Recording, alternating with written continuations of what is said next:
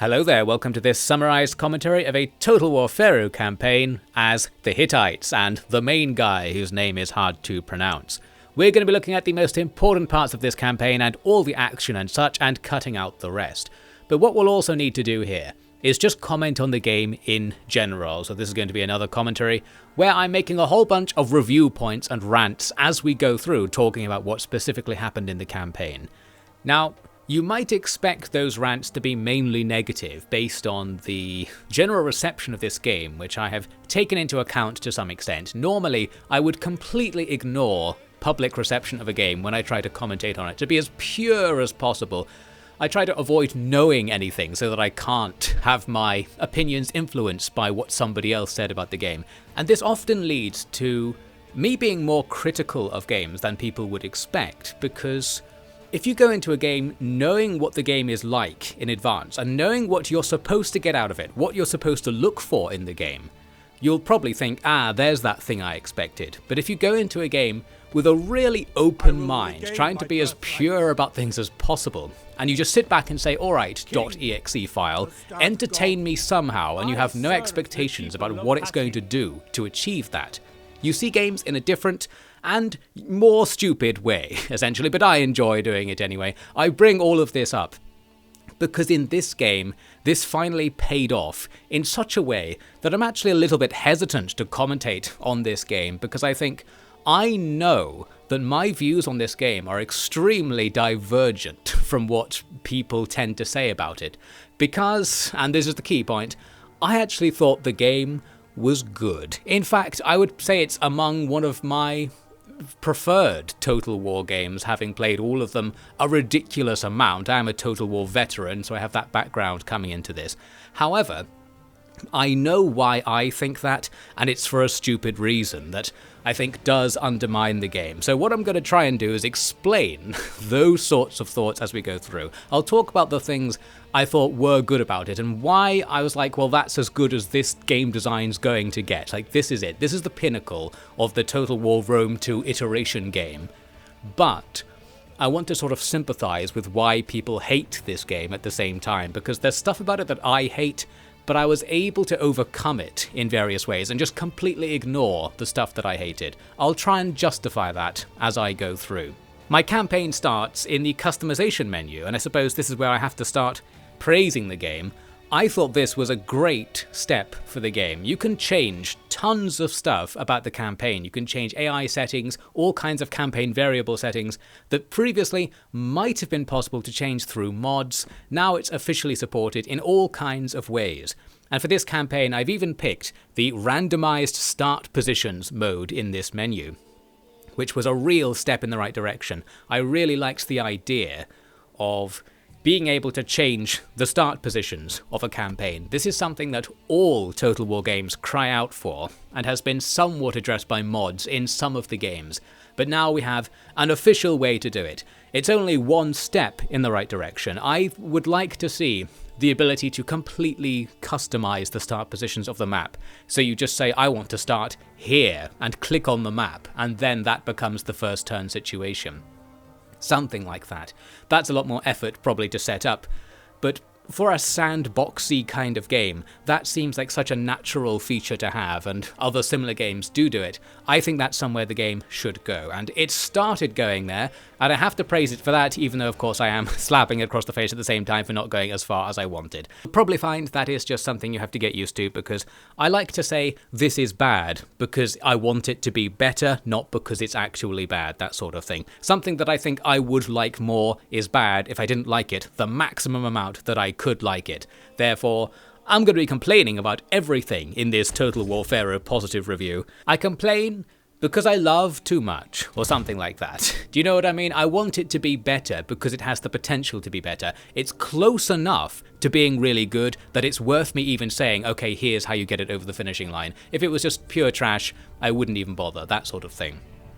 Well, anyway, one interesting thing I did set up in the difficulty menu, you might have seen back there, is a sort of custom difficulty level, another amazing step in the right direction, where I'm only playing on normal difficulty, but I was able to give the AI public order bonuses and cheaper construction or something, so they'll be economically ahead of us anyway. This is because if you turn it up above normal, the AI just cheats. And the game actually does tell you that it cheats this time. I can't remember if previous Total War games went as far as to tell you that that's what happened. But in my grand theory of difficulty that I sometimes cite, you can tell whether a game's going to be good from its menu by just looking at the difficulty system. Because in my experience, in my theory, there is a strong correlation between games with good game design, games where a lot of thought has gone into it, and games that have a lot of difficulty levels where it tells you what they do, and that's a crucial distinction.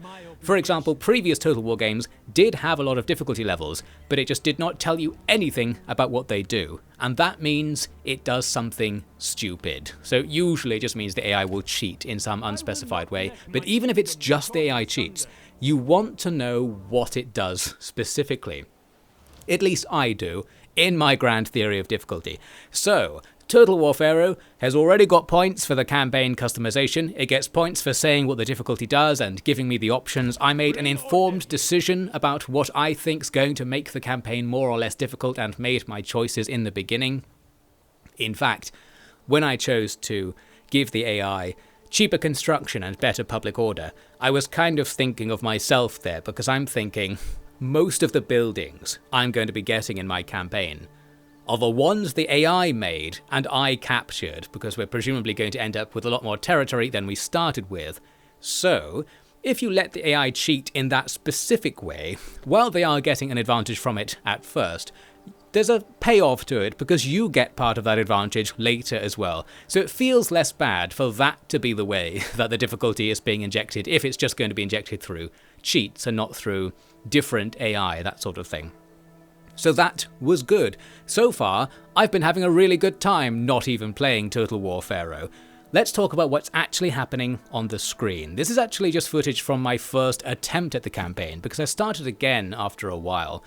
The thing that was unusual was that, despite me saying I want a random start position, I started right next to Hattusa, which is the capital of the Hittites that I am playing as. So I didn't really get the really random experience I was going for, where like I would be in Ethiopia or something like that.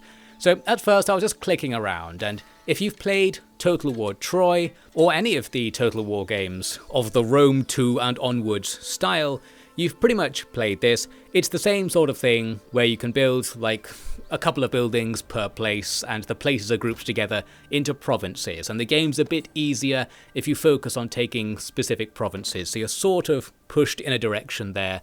I've had thoughts on that over the years. I'm not even going to say anything about it now. I'm beaten down to a pulp. I don't even care about this anymore, but for the record, I don't like it. Let's not even talk about it. I suppose the point to talk about here is that one of the big complaints about Total War Pharaoh is that it's really similar to Total War Troy. And here's where I immediately come in and say, when I played Total War Troy, I actually liked it, and I played it twice, which is unusual for me. Like, normally at this stage in the Total War franchise, I look at it, maybe finish one campaign, and that's about it. But with Total War Troy, I actually liked playing it and wanted to play it again, and it was because I was playing it in a certain way, really just avoiding the things I didn't like about it and the things that I think are bad about the game, and focusing on the things that I did like and things I think that are good about the game and what it gets right. And a lot of that is going to be the same thing in this game, because this is just an iteration really on Total War Troy. It is the same. The rumour is that this was a DLC for Total War Troy that was in some way made into its own game. Yes, probably, that's the sort of thing that happens all the time.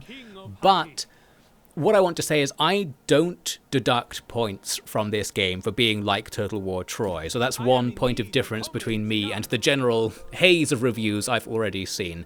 And I was in this position back in the Troy days as well. I was like the guy who liked Troy and kind of just subtly said, well, that was sort of fun, at the very least. I liked its vibe enough that I was able to ignore the fact that I didn't really enjoy the game.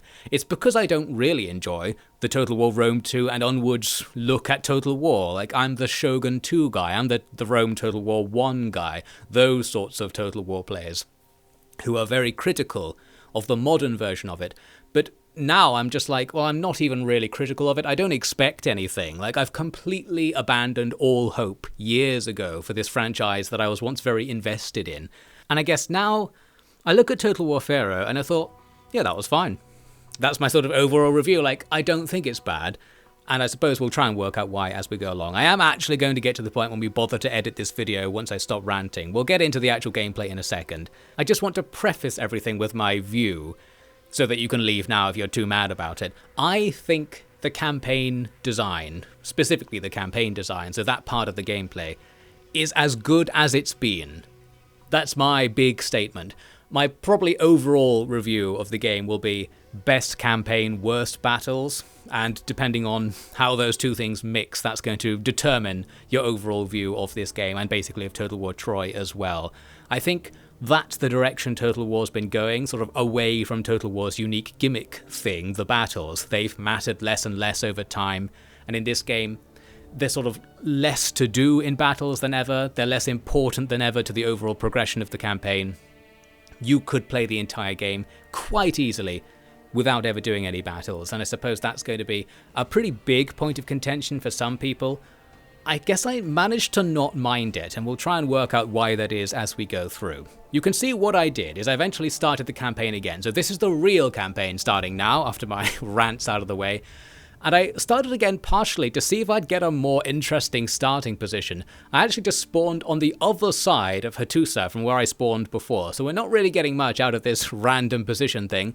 I guess if it is random, then it's just bad luck, but I thought maybe it's random but it keeps the main factions vaguely near where they're supposed to be for like their victory conditions, or something like that. They might have been considerate that maybe the game still should be playable if you randomize the starting conditions. I would have been fine if it wasn't playable into that condition. I just wanted it to be weird. I wanted it to be a little bit more interesting than other campaigns people have probably already seen. We're not really going to get that. And this is a game where, because the factions are all kind of similar, it doesn't really matter like who your enemies are and who your neighbors are. Because, well, I'm ranting again. Okay, gameplay out the window. Let's rant again about something else for a second. Making a historically accurate Bronze Age Total War is just a problem. This can't be good, and I was sort of thinking they wouldn't go so historically accurate as a result. What I actually thought they were going to do was take Total War Troy and make some sort of Age of Mythology style thing, like lean more into the magic and monsters aspect of that sort of thing, using what they'd made so far for Total War Troy. They've leaned away from that and they've gone more towards a historical look at the Bronze Age. The thing is, all these Bronze Age cultures are really similar. Like, we're playing as a few different cultures that are right next to each other, and were probably like only recently diverged from the overall influential cultures that made them in the first place. Let's make the Bronze Age historians mad with this commentary. I suppose what I'm actually trying to say is that because the factions are similar-ish, they're similar enough to each other that it doesn't make for good strategy game antagonists, that sort of thing. They're not like the Zerg and the Protoss or something. They're not two factions where each one is going to be having a different experience and will play against each other differently. All of the factions on the map will be deploying guys wearing tunics, holding axes and wooden shields, and if you're lucky, you'll have bronze armor later, and, well, everybody's going to get that as well. There's not that much of a political or technological difference between these factions. So that's why it doesn't matter if you randomize the start positions, because you're just fighting the guys over there. It doesn't matter what they're called. They're going to be bringing roughly the same units. They're going to have roughly the same buildings, no matter who they are, and everyone's playing in the same fashion. That means the game's in a weak position. It's hard to design a strategy game based on this concept, I think. That doesn't mean it's undoable. I mean, there was Total War 3 Kingdoms, for example. There's a game where all of the factions actually are the same. They're just different named characters within the same faction, technically, who've decided to fight each other.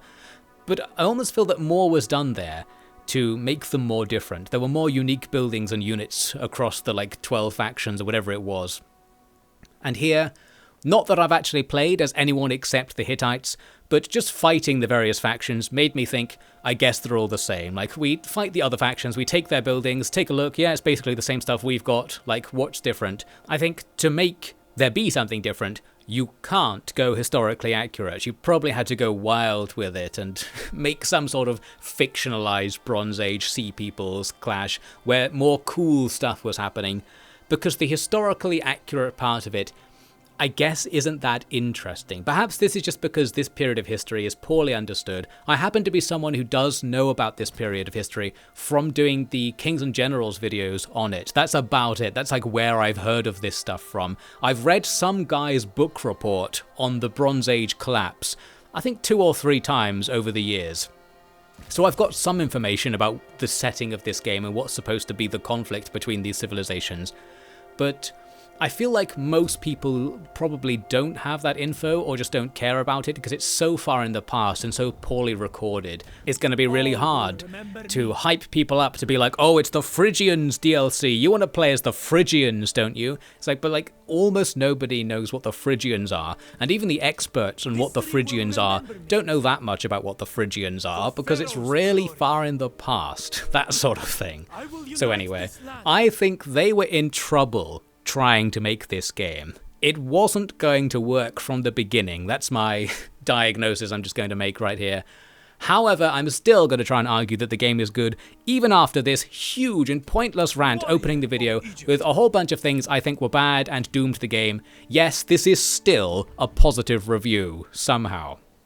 Now I think, now that I'm done with the ranting, we've just about got to the point in this footage where I started playing the game properly. So let's start commentating on the game properly. What are we going to be doing? We're going to pick the nearest province to where our first army spawned. We're going to recruit the cheapest trash units so that we have something to get killed in auto-resolves, and we're going to start taking some territory. Since it so happens that we spawned in such a place that I can walk quite easily towards Hattusa and try to take the de facto capital of what should have been my empire in the starting position that the game would have recommended to me, let's do that. And there is even a bonus, I think, for taking areas that are sacred to your culture. I can't remember what the bonus is, which means it might not matter very much. There are lots of things in the game that are bonuses and modifiers on other things. For example, you can get items and equip them on characters to give them various bonuses. This guy has 6% missile resistance. Will that come into anything? Are you going to factor that into a strategy at any point? Probably not. We'll talk about my takes on the stats systems later on. What I'll do for now is I'll try and say this guy's name. I think the S is pronounced like a sh, so it's Shupiluliuma, something like that. That's our faction leader's name. Now that I've said it, I never have to say it again for the rest of the video, so we'll just call him the King or something, because that's who he is in the lore. Unbelievably, I actually lined up even more stuff today for me to rant about instead. So we are still gonna get to the gameplay, I guess. Let's rant about this now. What is this? I'm scrolling the camera in and out. There was something I didn't like about the camera, and I can't really remember what it was now. I think it might have been, I wanted the camera to stay more isometric as I zoomed out, so it didn't like tilt and change the angle as you zoom, which is what happens by default, and I was looking here for a way to make it not happen. I can sort of sympathize with why they would do that, because if you want to have a more isometric view at a high zoom level, the camera is like viewing a lot of the map at the same time, so the performance demands are going to be much higher. Maybe that's what they were thinking. You can tell that if they wanted to make the map as beautiful as possible, they would also have to limit how much of it you can see. Otherwise, they would have to take into account performance concerns and make the map less beautiful so that you could see lots of it at the same time. Well, a view like that shot just here would be okay. I don't know. There was some problem with the camera. We're just going to barrel through that and go towards some actual gameplay in an incredible twist. Here I am, conquering my first settlement, pretty deep into the video at this stage. We're going to get faster as we go along, rest assured. We have auto-resolved our way to success, and that's going to be the way going forward for much of the campaign, and we'll talk about that as it happens, I think. For now, what I wanted to talk about with this first capture is the decision. You need to either take the place or take it and loot it, which gives you some bonus resources, but also gives you some penalties going forward. And the question is, what's the correct decision? There's usually a correct decision in each Total War game, and recently it's been Occupy. Back in the old days, it was the loot and occupy equivalent thing. In this game, in my judgment, loot and occupy isn't too bad. The reason why it's usually disfavored in the newer Total Wars is that while it gives you bonus resources, you also have to pay more to repair the settlement and occupy it properly. And on balance, it wasn't worth it as far as I recall in recent Total War games, so you should just never do it, unless you're in some really niche circumstance. In this game, I think it's cheap enough to loot and occupy somewhere that you might want to do it. It's more the rebellion aspect that it might cause that you want to think about. For the most part, I will just be doing occupy because it's easier and you don't have to worry about anything really, and I didn't really need the resources that you get from looting most of the time. You do also get replenishment from doing the loot as well, which is potentially useful. We'll talk about replenishment another time because that's going to end up being a big topic, of course, as it is in all of the modern Total War games. Here's a topic that's more unique to this game, and Troy in fact, the resource trading system. And I thought I'm just going to do a kind of positive rant about this. This is a system where I can see people not really liking it. I haven't really seen people praising the multiple resource system, but I think it's quite good. Or at least, I would say that this is the start of where it needs to go to have a more interesting economy. This is partially because I'm an Age of Empires 2 head. I'm like, yes, stone, gold, must collect stone and gold. But the actual, real reason, the game design reason behind doing something like this is it lets you have more economic choice, I suppose, or more economic strategy. Because if certain buildings require certain things, you have to do certain things to get them. However, in this game, it's very liberal about letting you just trade your resources with other factions. That means, well, I'm on the fence about this part, I suppose, because while I really like the idea that there are multiple resources, in practice, you are just constantly rebalancing your economy, as we see here, to get the resources you need to do a certain thing.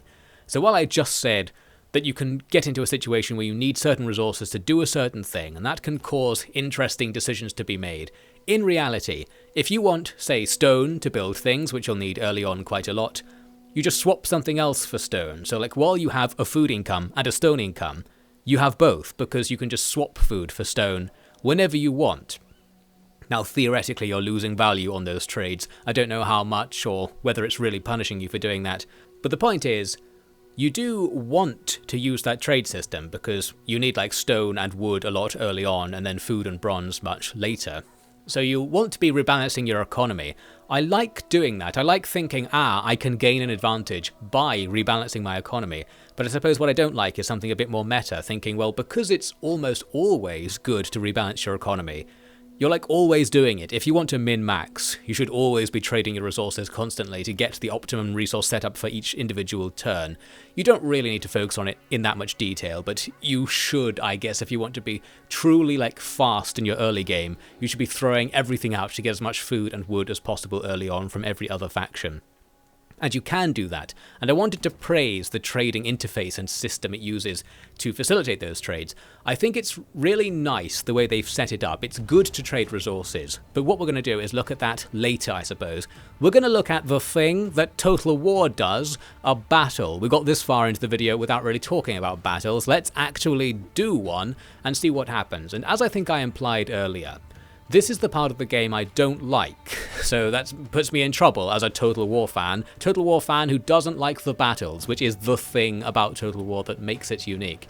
Well, it's not that I don't like them in principle, it's that I don't like how they turned out, I suppose, in this game. And we're going to end up not actually seeing that many battles in this campaign just because of how it turned out. So let's use what we can and try to talk about, I suppose, why I think the battle system in this game is weaker than it's been in recent games. And I would argue, I claimed earlier, it's the weakest that there is, and that might actually hold a little bit of water. At least other people seem to agree with that, but I am sort of contrarian. I like to disagree with other people automatically, so I need to come up with a real reason to dislike this battle system. It's almost the way it fits into the campaign as well that I don't like. But we'll have to talk about that later. What's happening right now? I'm pulling some kind of vague strategy where I'm being attacked from two directions, or the enemy was coming onto the map from two directions. So I tried to focus down one of the groups first, and I left this holding group ready to receive the main enemy force and just hold them off while I killed their reinforcements.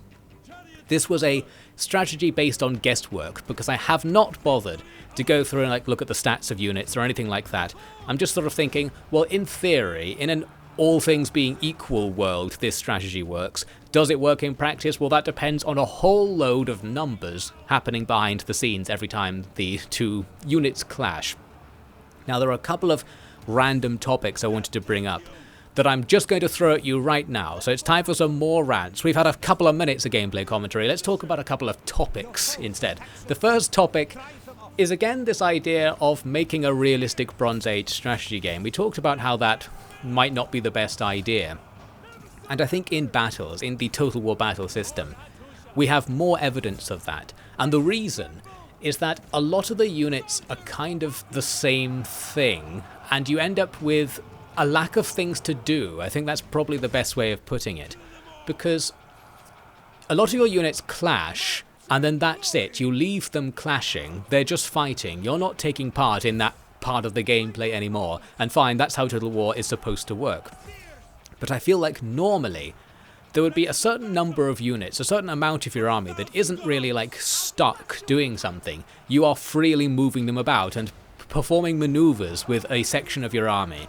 Now, I'm obviously actually doing plenty in this footage. It looks like I'm constantly clicking on things and constantly giving new orders. But I suppose what I'm trying to describe is the feeling that I'm not really doing something. I'm not like landing blows on the enemy with my strategy. I'm just sort of trying to do stuff, and it doesn't feel like it's making a big difference. Now, this to some extent could be because we're low-tier armies fighting each other. Although this would also bring up the argument about something like morale, a balancing question. Like, would it be better if the armies routed more easily? This is a game where you can theoretically defeat an enemy unit by surrounding them to demoralize them, but you just can't in practice, and this is a specific balancing choice. A unit will not automatically, flee if they get surrounded by you. This is really hard to describe, I think. There's a sense that what you're doing doesn't matter so much. I suppose I'll put it from my perspective as a long-term Total War player. When I was playing battles like this, I was thinking, I'm doing this right. I've got these pockets of fights that I should win. I had my chariots attacking archers, I've got slingers shooting into the back of the enemy's melee units, things like that. And I was like, this is it, this is where we win. But because I guess not much seemed to happen as a result of me doing that, there wasn't much impact from me pulling off these moves, and I thought there should be, that I felt a little bit less like stuff was happening. I was like, are we progressing in the battle here? I've got my plan. It feels like this is the thing to do, but it's not doing anything. So there's just some sort of sense that there's a lack of weight. I don't know if there's a really easy way to solve this, because this is kind of at the core of how the Total War battles work these days. What people tend to prefer, and what you see old people like me complaining about, is they prefer maneuver-based tactics. They want it to be something like, once you outflank the enemy, this heavily demoralizes them and they retreat, but that you would still end up fighting them again, later in the battle, because they stop retreating. The idea of units coming in and out of battle, routing and unrouting, is something that's been advocated for as how Total War should be balanced. I'm tempted to invoke the thing that developers or game design losers like me will sometimes invoke, where you say, I think you quote Henry Ford or something, and you basically say, people don't know what they want and you must ignore what they're saying. And I think, when it comes down to it, I guess that principle is true. I just don't like it. And this is probably a case where if you implemented a system where units routed quite easily based on positioning, because the kind of concept of positioning in the game is kind of weird, it's kind of free-flowing, you can imagine it being really exploity or really unfair feeling, and everyone who says they want it to be like that would end up hating it. So you get a sense that this thing that I just advocated for would be a bad idea, and I guess I also have that sense. It sounds like I'm trying to make a point, but almost nobody could possibly discern what it is. I suppose the actual point to make is that wherever the game is now, the game feel of the combat wasn't very satisfying to me. And I think the core reason was that I didn't feel like what I was doing, that my inputs to what the army was doing was making a huge difference to the outcome of the fights. Most of the time, you can't, because that's the game. When two units fight, you don't make any inputs to how they fight. The stats decides that in the background. And if you don't know the stats, such as in my case right here, it's for all intents and purposes RNG. But something has to be done about this, and I don't have a clear idea for what it would be. The old Total War solution to this, ignoring what I was just talking about, is you have cavalry units, and cavalry units just work differently to other units. where like they're like the thing you're moving about. You lock all the pieces in place, you look for opportunities, and then you use your cavalry units to do the thing. So just attacking with cavalry is the gameplay of Total War battles. Most of the time, most of the units are just stuck, and you don't click on them, or you shouldn't click on them, and there's not much you can do with them. And I suppose this loops back again to the thing I was trying to talk about, that the idea that this is a realistic Bronze Age strategy game. We don't have cavalry, we certainly don't have like trolls or something in my Age of Mythology style idea I thought they might go for. So the result is, what am I doing? Like, the battle's ticking along, I'm just sort of poking around, looking at things, trying to do something clever with the slingers, but it feels like it wasn't doing anything. Had this grand strategy that didn't really play out because I ended up just fighting the entire enemy army at once and not successfully defeating one pocket on its own. And I suppose I felt a bit unsatisfied with how it was going. I'm sort of feeling like if I was the developer hearing this criticism from me, I'd be like, that's not very useful criticism. What do you mean it's unsatisfying in some way? What do you mean you felt like you weren't doing anything? These are such vague criticisms, but whatever I'm trying to say, that's real. There's something wrong with this. The other topic I wanted to rant about, let's just keep ranting as this battle goes on, is, well, it's actually something you can see on the screen in a legendary twist for an off-ED comment. Let's commentate on what's happening here, or what's not happening. When you look at Total War marketing, you don't see this. You don't see the gameplay, because Total War's in an interesting situation where its gimmick is that it's realistically, quote-unquote realistically, portraying fights between armies. And it's happening, well, it is technically happening on the screen, it's happening down there in the distance. The thing is, the gameplay happens up here. The gameplay is about moving the flags around and looking at the information the flags are portraying. But the flags are over actual people who are being like simulated to be fighting down there in the woods. We just can't see it. So we've got this interesting question that affects most Total War games, really. The game has to have beautiful animations, beautiful graphics happening down there, so that the developers can take screenshots of it and post that on the Steam page. So it has to technically be in the game. But when you play the game, it has no impact on anything. It is there, but it's not like you can see it. Like, well, you can see it. You could see it, but that would be a mistake. It's that sort of situation. You're not supposed to be looking at it. The rest of the game design heavily implies you're not supposed to look at it. The speed, the RTS nature of it, much more leans into moving the flags around and just controlling the entire game using the flags and the icons. So we're at an impasse because I start thinking, what could be different about the game if they didn't have to worry about rendering what's happening down there and simulating what the individual people are doing? But at the same time, I wish they would lean more into it. So I'm sort of standing at a crossroads here, advocating for two different things simultaneously. There it is, I moved the camera down. Proof of what I'm talking about. You can see what the guys are doing sometimes. The two directions that I'm thinking of here are, one, don't bother so much showing that. What else could the game do? How complex could the game be? How many thousands of more troops could it portray if the troops were, say, in 2D or something, or if like the entire thing was made less complicated?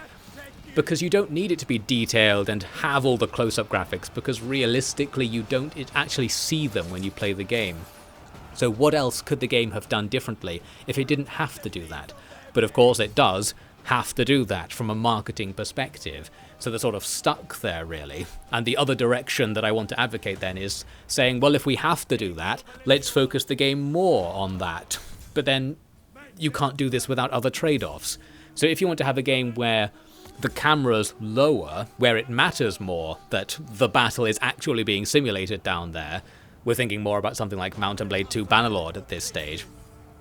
If you were to do that, what do you take away from the game as a whole? Would you have to make the fights way longer to give the player time to go and do stuff on the ground? Would that be okay? In my opinion, that would be okay, but it's a question that needs to be asked. I don't know. The battle's over. I think that means I should just stop talking about it. We used up the entire battle saying things not particularly about this battle. I did win, and this is by far the most important battle that happened in this campaign, so interpret that as you will, this battle mattered, because it's a battle I would have lost in an auto-resolve, and it's a battle I needed to win as early as possible in the campaign to take a big city as early as possible. And I say this to be in opposition to other battles. For most of the campaign, the engagements that you end up in don't matter very much, and in the overwhelming majority of cases you'll want to auto-resolve. Auto-resolving is generally a superior strategy, because even if you go down and fight an easy battle yourself, the result will be worse than if you auto-resolve it, because auto-resolve is very generous about distributing casualties in a efficient way that maximizes your replenishment ability. Well, anyway, there was an important battle. We won. I didn't feel like I was very important, though, in the battle. Something good happened, but I didn't feel good about it. And yes, there is some vague sense that I don't like the battle system. This is carried over from other recent Total Wars to some extent, but I think a complete rethink would be good, and I would even like to advocate for a rethink on the scale of changing the battle system to be in 2D or something like that, some huge change where you could have 100,000 units on the field because they're sprites, and the actual gameplay would be better, and you wouldn't really miss like zooming into a fully rendered 3D model, because you don't zoom into a fully rendered 3D model, at least in my experience, in any important battle, because you're doing something else. You're doing the 2D part, moving the icons around at the maximum zoom level. Anyway, rant. There'll probably be more rants on that later. For now, we've got good news. We've defeated the enemy to the point that I can take Hattusa for free, quote unquote, for free, and that's where auto-resolve comes in. In auto-resolve, as long as you don't lose any units, you don't lose anything in the long run, so you might as well just take even really unfavourable auto-resolves if you don't lose any units.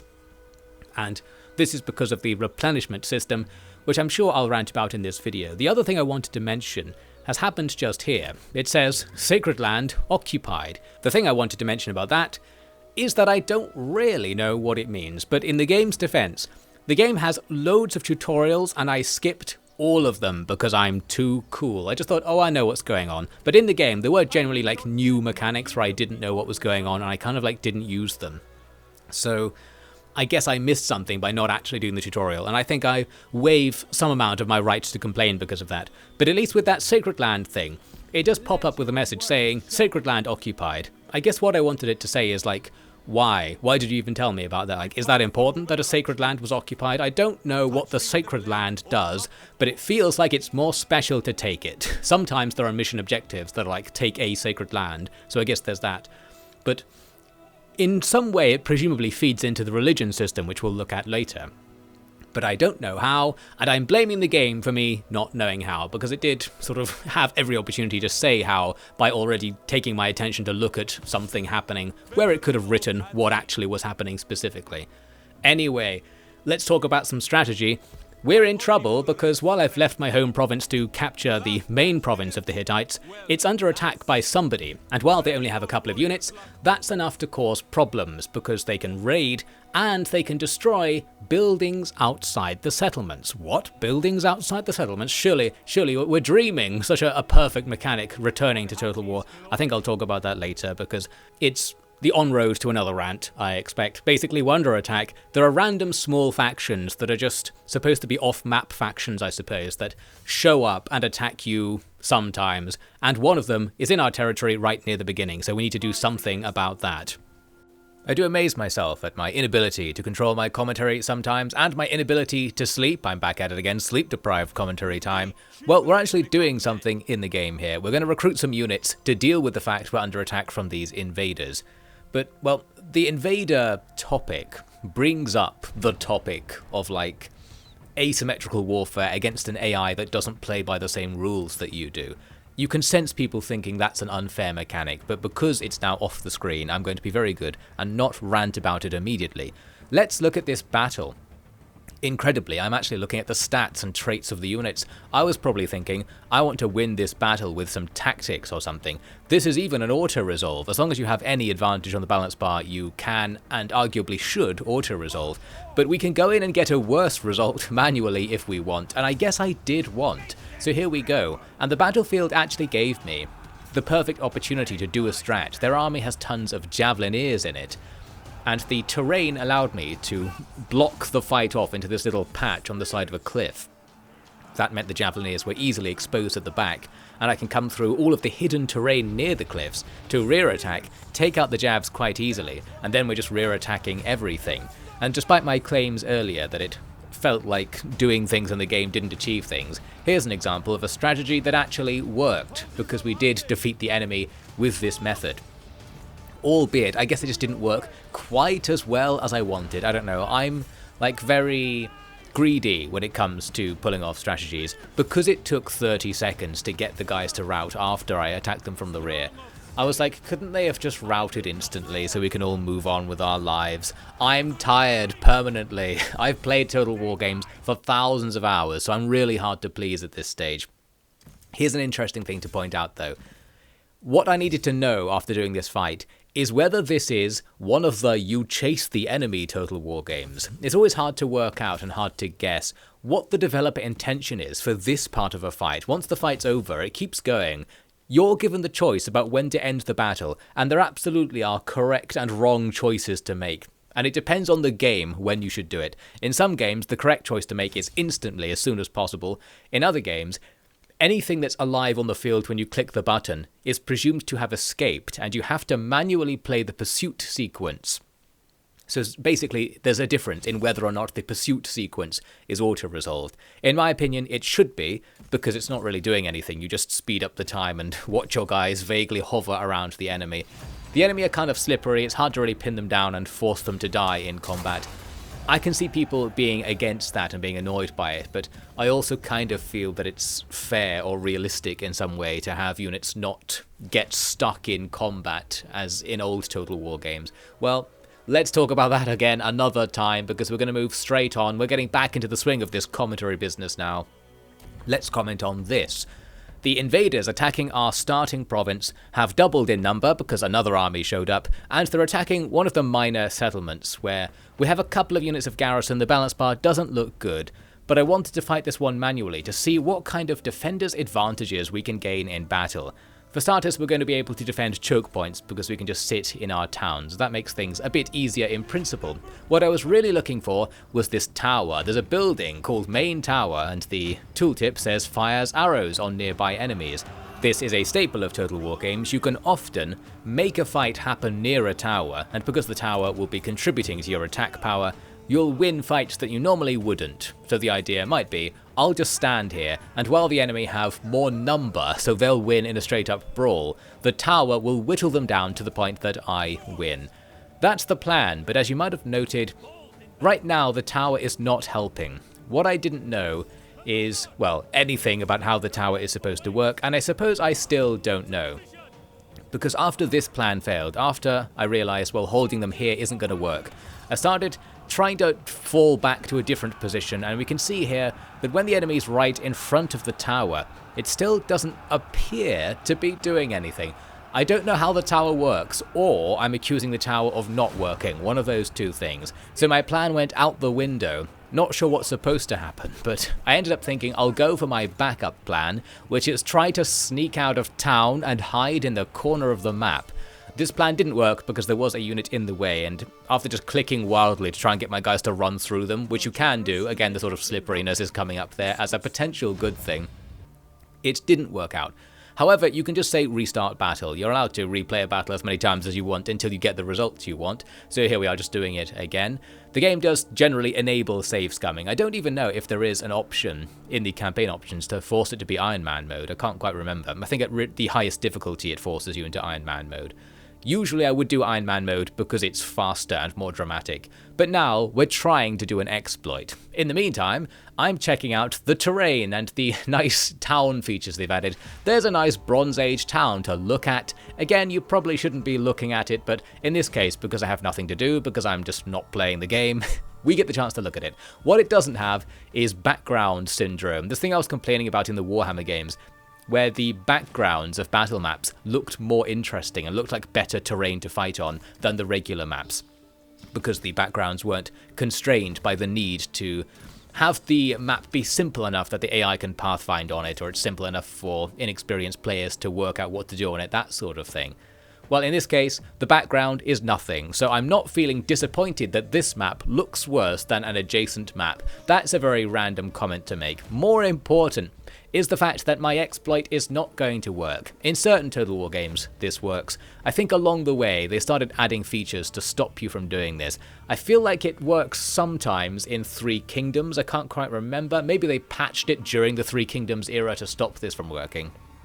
But generally speaking, there used to be, or still is in like Attila and before, a problem where if you abandon capture points that don't have victory points associated with them, the AI will obsess over holding the capture points and will do nothing, and if you're the defender, you can just not attack the capture point and then you win on the timer because the AI accidentally got switched into defensive mode by its obsession with capture points.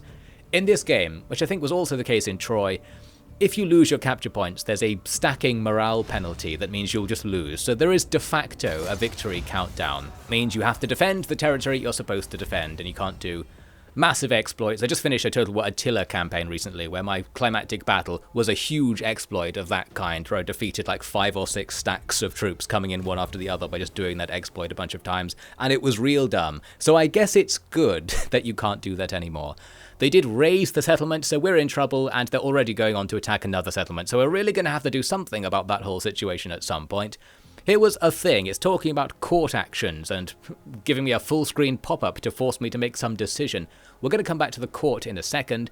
First, here's the research tree, or the decree tree, really, since time isn't passing that much for research to take place. And check this out, there's a search bar. I was really happy about this little feature, because I just wanted to see in the tech tree, is there anything that gives you extra replenishment? That's all I wanted from this tech tree. I don't even care about getting other techs that aren't replenishment or campaign movement range, because I'm that cynical. I'm like, replenishment and campaign movement range will get you anything else you need in the game, so I don't need any techs except those. You can't get a replenishment tech as the Hittites at the very least, it seems. So after that I was like, well, I guess I have to look at them and actually come up with something else. Like, what's the next best thing after getting replenishment?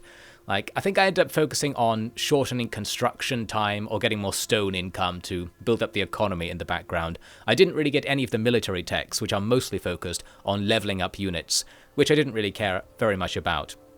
Anyway, here's the court system I just referenced. So there is a politics thing in the background, similar to the politics system very vaguely in Total War Attila, where different people have different positions and this allows them to do certain actions. It's simplified from Attila, and I think that's good because I didn't like the Attila politics system. I thought it was too complicated and too aside from the game, too unimportant. I guess the same criticism could be leveled at this. Although, because it's simpler, it matters less. Although then again, because you have to interface with the court system more, if you don't like it, you're going to like the game less as a result. I felt that this was quite good, but I wished I didn't have to use it as much. That was my overall review of the court system. It's very well designed, and I can see what they're doing with it. For example, here we're trying to gossip to somebody in the court to gain influence points. In the future, if you have influence points with the right people, you can get special buffs off them. And once per turn, you go to the court screen and do something there. So that's what I mean about you sort of have to interface with it. It's part of your every turn action is to go to court and do something. So it's less optional feeling than the old politics of Attila. But it does have less like in-your-face pop-ups and random things you can't do much about, like debuffs coming out of the court system. So I suppose my high praise is that I disliked it less than I disliked the same vague mechanics that were used in Total War Attila, something like that. Overall, it's useful. You can get some buffs like reduced upkeep on units if you do something in there, but I felt like it was a bit too much work and didn't matter quite enough to justify how often you have to go in that screen to do it. But that's really a quite minor point. There I was picking an ambition, which is basically a mission you do in the background to get some resources if you do a certain thing. We'll probably do that certain thing soon enough. I have set up to defend against the oncoming invasion from the invader faction. I'll talk about who they actually are later on, I suppose, because we'll be seeing more of them for sure. So we've got something going there. Up north, my main force is still considering moving north from Hattusa to attack an enemy settlement, but first, what's this it's doing? The main force appears to be attacking an unnamed settlement. What's happening here? Well, this is the building outside of settlements thing. If anyone recalls in Rome 1 and Medieval 2 where you could fortify random positions, there's a step in that direction where you can build forts, little castles here and there, that have to be sieged down, and if they're not sieged down, their garrison is considered to be part of the town's garrison and teleports over there for fights.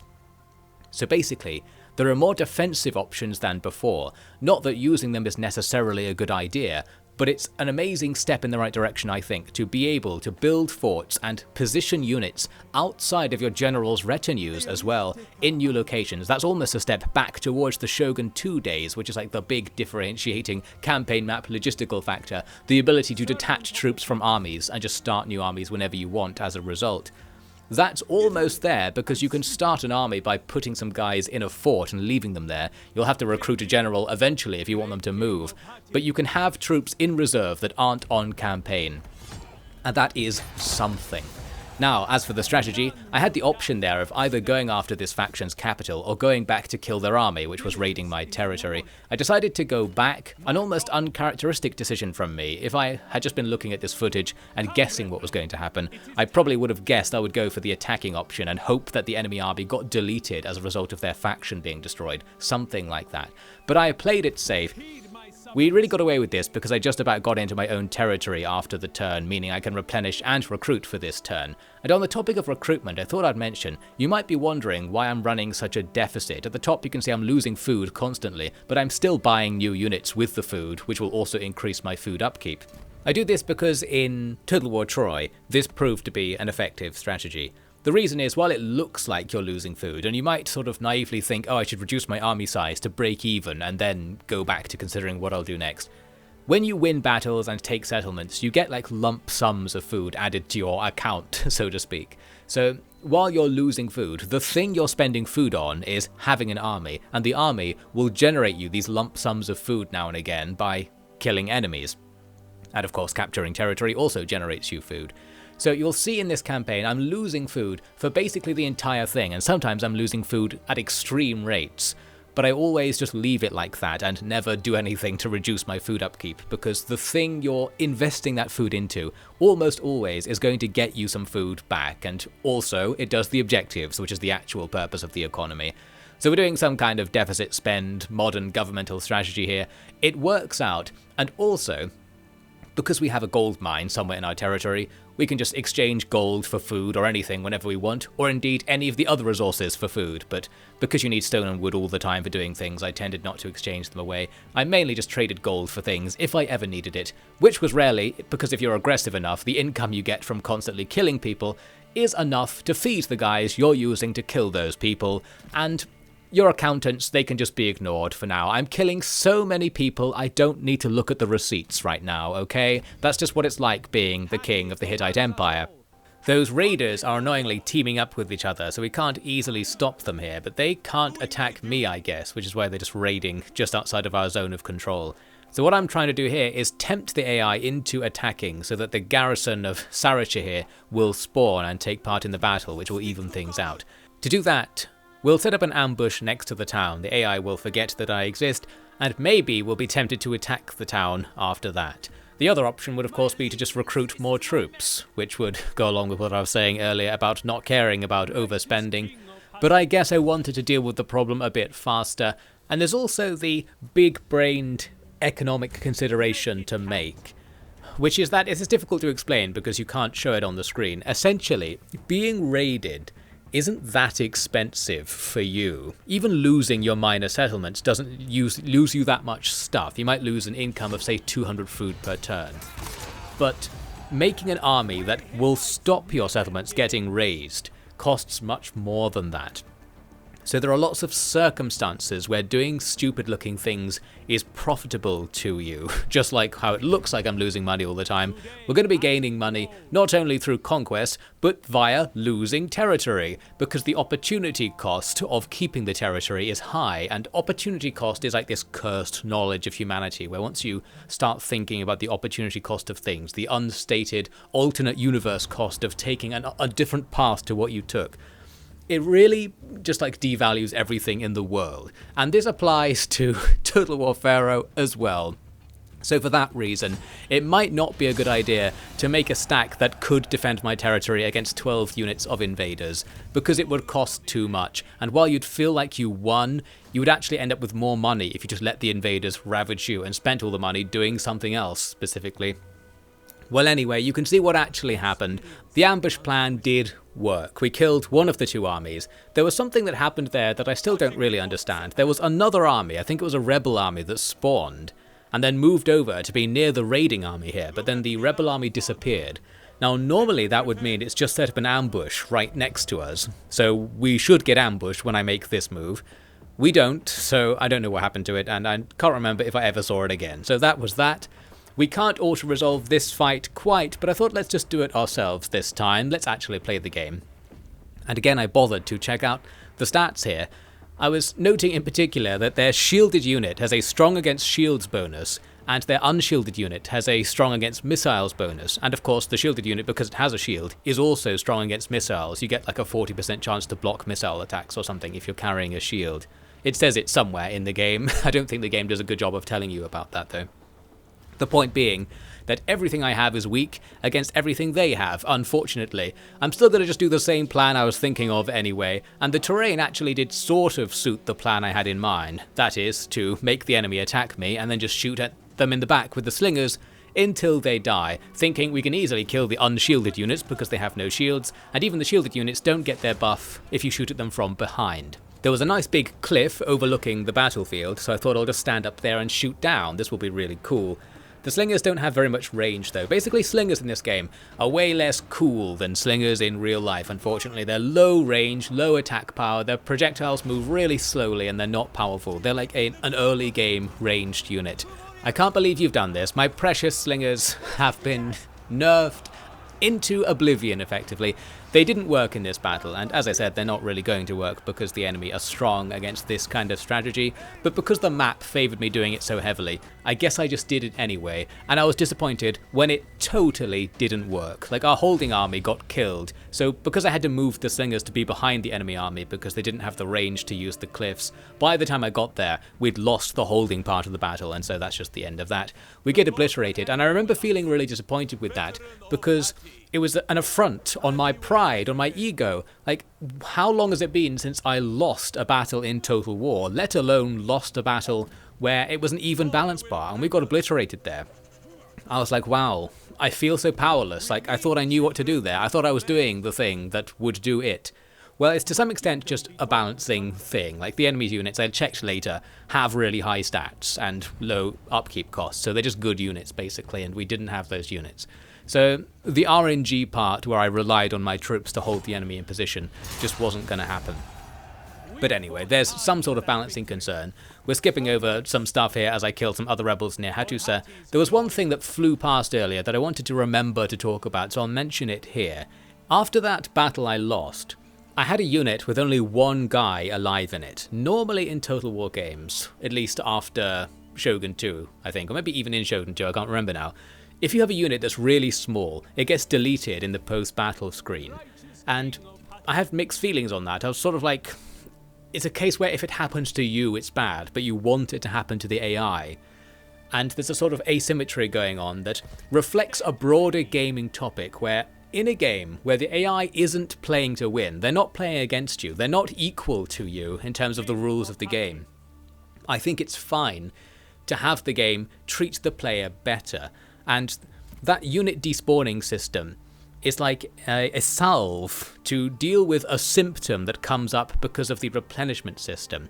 That is to say, if you went and fought an enemy army and you 80% killed them, because of the replenishment system, that army will fully respawn for free over time if you can't manage to fight it again soon.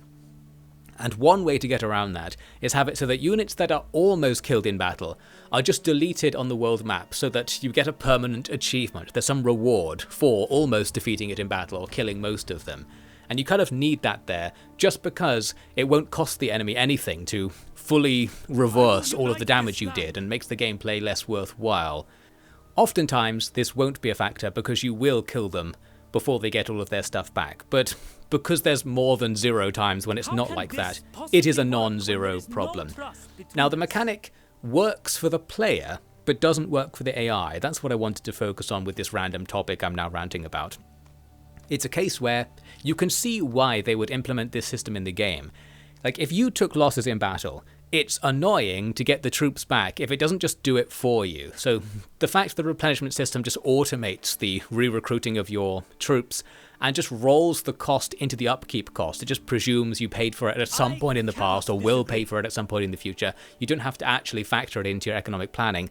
That's really convenient and nice and forgiving. And I like using the replenishment system for that. What I don't like is that it makes your soldiers more meaningless. They're much more replaceable, but outside of like immersion factors like that, in terms of game balance factors, you know the AI can do it as well. So there's loads of cases where like fighting a last stand or some sort of potential cool battle doesn't matter because you can't inflict lasting damage because the replenishment system means there is no lasting damage. It's equally expensive for the AI to not be attacked versus be attacked, lose all of its troops and get them back. Those have the same cost to the AI. You can't damage the AI by somewhat killing them. You either wiped out the entire unit or you didn't do any long-term damage. And being stuck in that situation devalues the battle system in many specific circumstances in the games where you're not going to kill all of the enemy, but there might be some value if you could make them pay for a victory. And sometimes that will be the case, and the replenishment system means fewer times that is the case, and I think that sucks. However, I also said I like using the replenishment system, so what's the answer there? I think the answer is to just be even more asymmetrical, I suppose. I would go so far as to say I would accept this radical change. The replenishment system only affects the player. That's how radical I'd be willing to go. Yes, I consider this gameplay change to Total War to be something radical worthy of mention. I'm basically Karl Marx here, because it's something where the AI doesn't get the upside of the replenishment system, the convenience, but it having the replenishment system creates the downside, the effect on the game's balancing. And I think it's fine to be unfairly biased in favour of the player to get that convenience, and to take that ability away from the AI because, well, the AI doesn't appreciate it, and the AI getting that ability makes the player's experience worse. Like, we're just focusing entirely on player experience here and not on balancing. And I think that's entirely fair from a balancing perspective to turn this around, because the AI isn't playing the game in the way that you are. The AI's goal isn't to defeat all the other factions. It might do it, but it's not motivated to do it, and nothing happens if it does it. But you are playing a game. Your goal is going to be to fight vastly more stuff than you have, so it's fine to make the player more powerful than the enemy. I mean, that's true in most video games, but in strategy games that rule tends not to be applied, because you want it to be balanced, you want it to feel fair, like they could have defeated me. But I feel like the replenishment system in particular is just a way in which, while it does provide that effect of balancing the game out and perhaps making you feel more achievement for defeating them eventually, along the way it feels like everything's less important. And the same thing happens to you to some extent, in that your losses become unimportant. And while, as I said, that's nice because it makes it easier to just get more men and just keep playing the game, you are taking on, say it with me now children, an opportunity cost in terms of the game design this time. This comment is getting really deep in the reads right here. So what I'm trying to say is that if you want the player's troops to freely replenish, you forego the ability to have the player care about their troops because it stops mattering mechanically that your people stay alive. And I prefer it like that, I guess, but I don't want to prefer it like that. I'd rather play a game where it's more immersive and it would be nice to care about your own people. I've got another point to make about that. So just to round off the point I'm ranting about right now, I think it's fine for the asymmetrical nature of the game to be emphasized more. I think it's fine for the player to get loads of advantages that the AI doesn't have because the player is doing something different to the AI. The player is playing a different game. The player has a list of things to do. The player is going to be expected to raise like one army and have that army march all over the map. Like your first army is going to fight for the entire campaign, And it's much more annoying for the player to deal with replenishing that manually than it is for the AI, which will just have armies spawn and go away constantly and half the time doesn't do anything with the AI, with the armies, that sort of thing. Does anybody know what I mean? It's fine to be unbalanced if it makes things easier for the player, or even if it makes things easier for the player, if it also contributes something that only makes the player happier. It's changing the gameplay experience in such a way that the player will be less annoyed by the game. And I'm pointing this accusation at the replenishment system in some quite vague, as you can probably tell, way. There was one other point I wanted to make about replenishment. Let's just make it while this battle takes place here.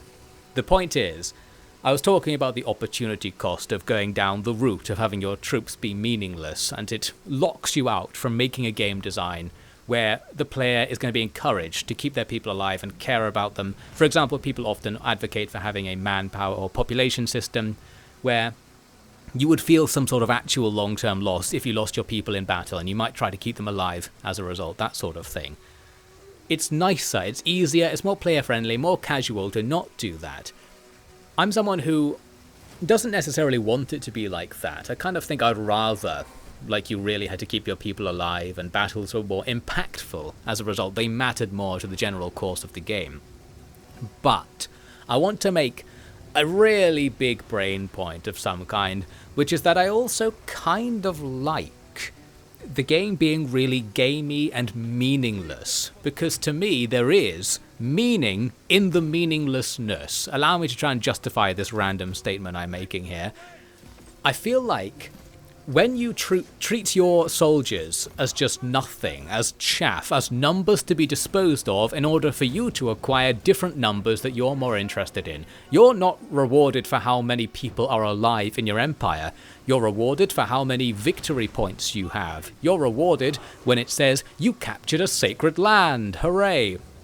So, this puts you in the mindset of somebody playing the game that is geopolitics, effectively. It puts you in the mindset of a ruler, the disconnected feeling of sort of not having kinship with your people, where at that stage, if you're a ruler and you think, I just need this thing to go well in my life, if I have to get 1,000 people killed to do it by just saying, like, rush this offensive or something, things that happen constantly in military history, you can feel why that decision makes sense. When you play a game like Total War Pharaoh, and your people's lives are completely meaningless, they're replaceable, they are just something else, they're not you, you don't have kinship with your people, as I put it. And this is the secret genius of the really unimmersive way that the game treats your people and just soldiers in general in this war game. They are all robots, they're clones, they're infinitely replaceable. We can always get more of these. I'll just pay 78 food and get another squad of slingers if I lose this squad, and nothing will happen. It's fine. It's probably cheaper to do it that way because I don't have to pay to keep the other slingers alive, during the recruitment time. You might even save money if you lose stuff constantly. That sort of thing. It's really gamey, as I like to put it. And I think this is secretly genius because it encourages you to think like an actual sort of warlord would in this situation. Somebody who, in their position of power, they actually don't really get negative feedback from their people dying. No one really expects the people to have good lives. If you're in that position, you probably would rule your real kingdom like a player playing Total War Pharaoh is also encouraged to do by the same kind of feedback mechanics they're getting. Does anybody know what I'm talking about? Even one person know what I'm talking about? Secretly, this is all a really clever reference to the way in which power alienates people from humanity at large. This is the deepest philosophical tract in gaming, and it's there somewhere hidden inside Total War Pharaoh. Probably. What's happening in this battle? Something bad is happening. The good news, actually, is that it's raining in this battle. A lot of the Hittite troops have a special trait where they get some unspecified buff if it's raining. I don't know why, but it's probably helping us in this battle to some extent.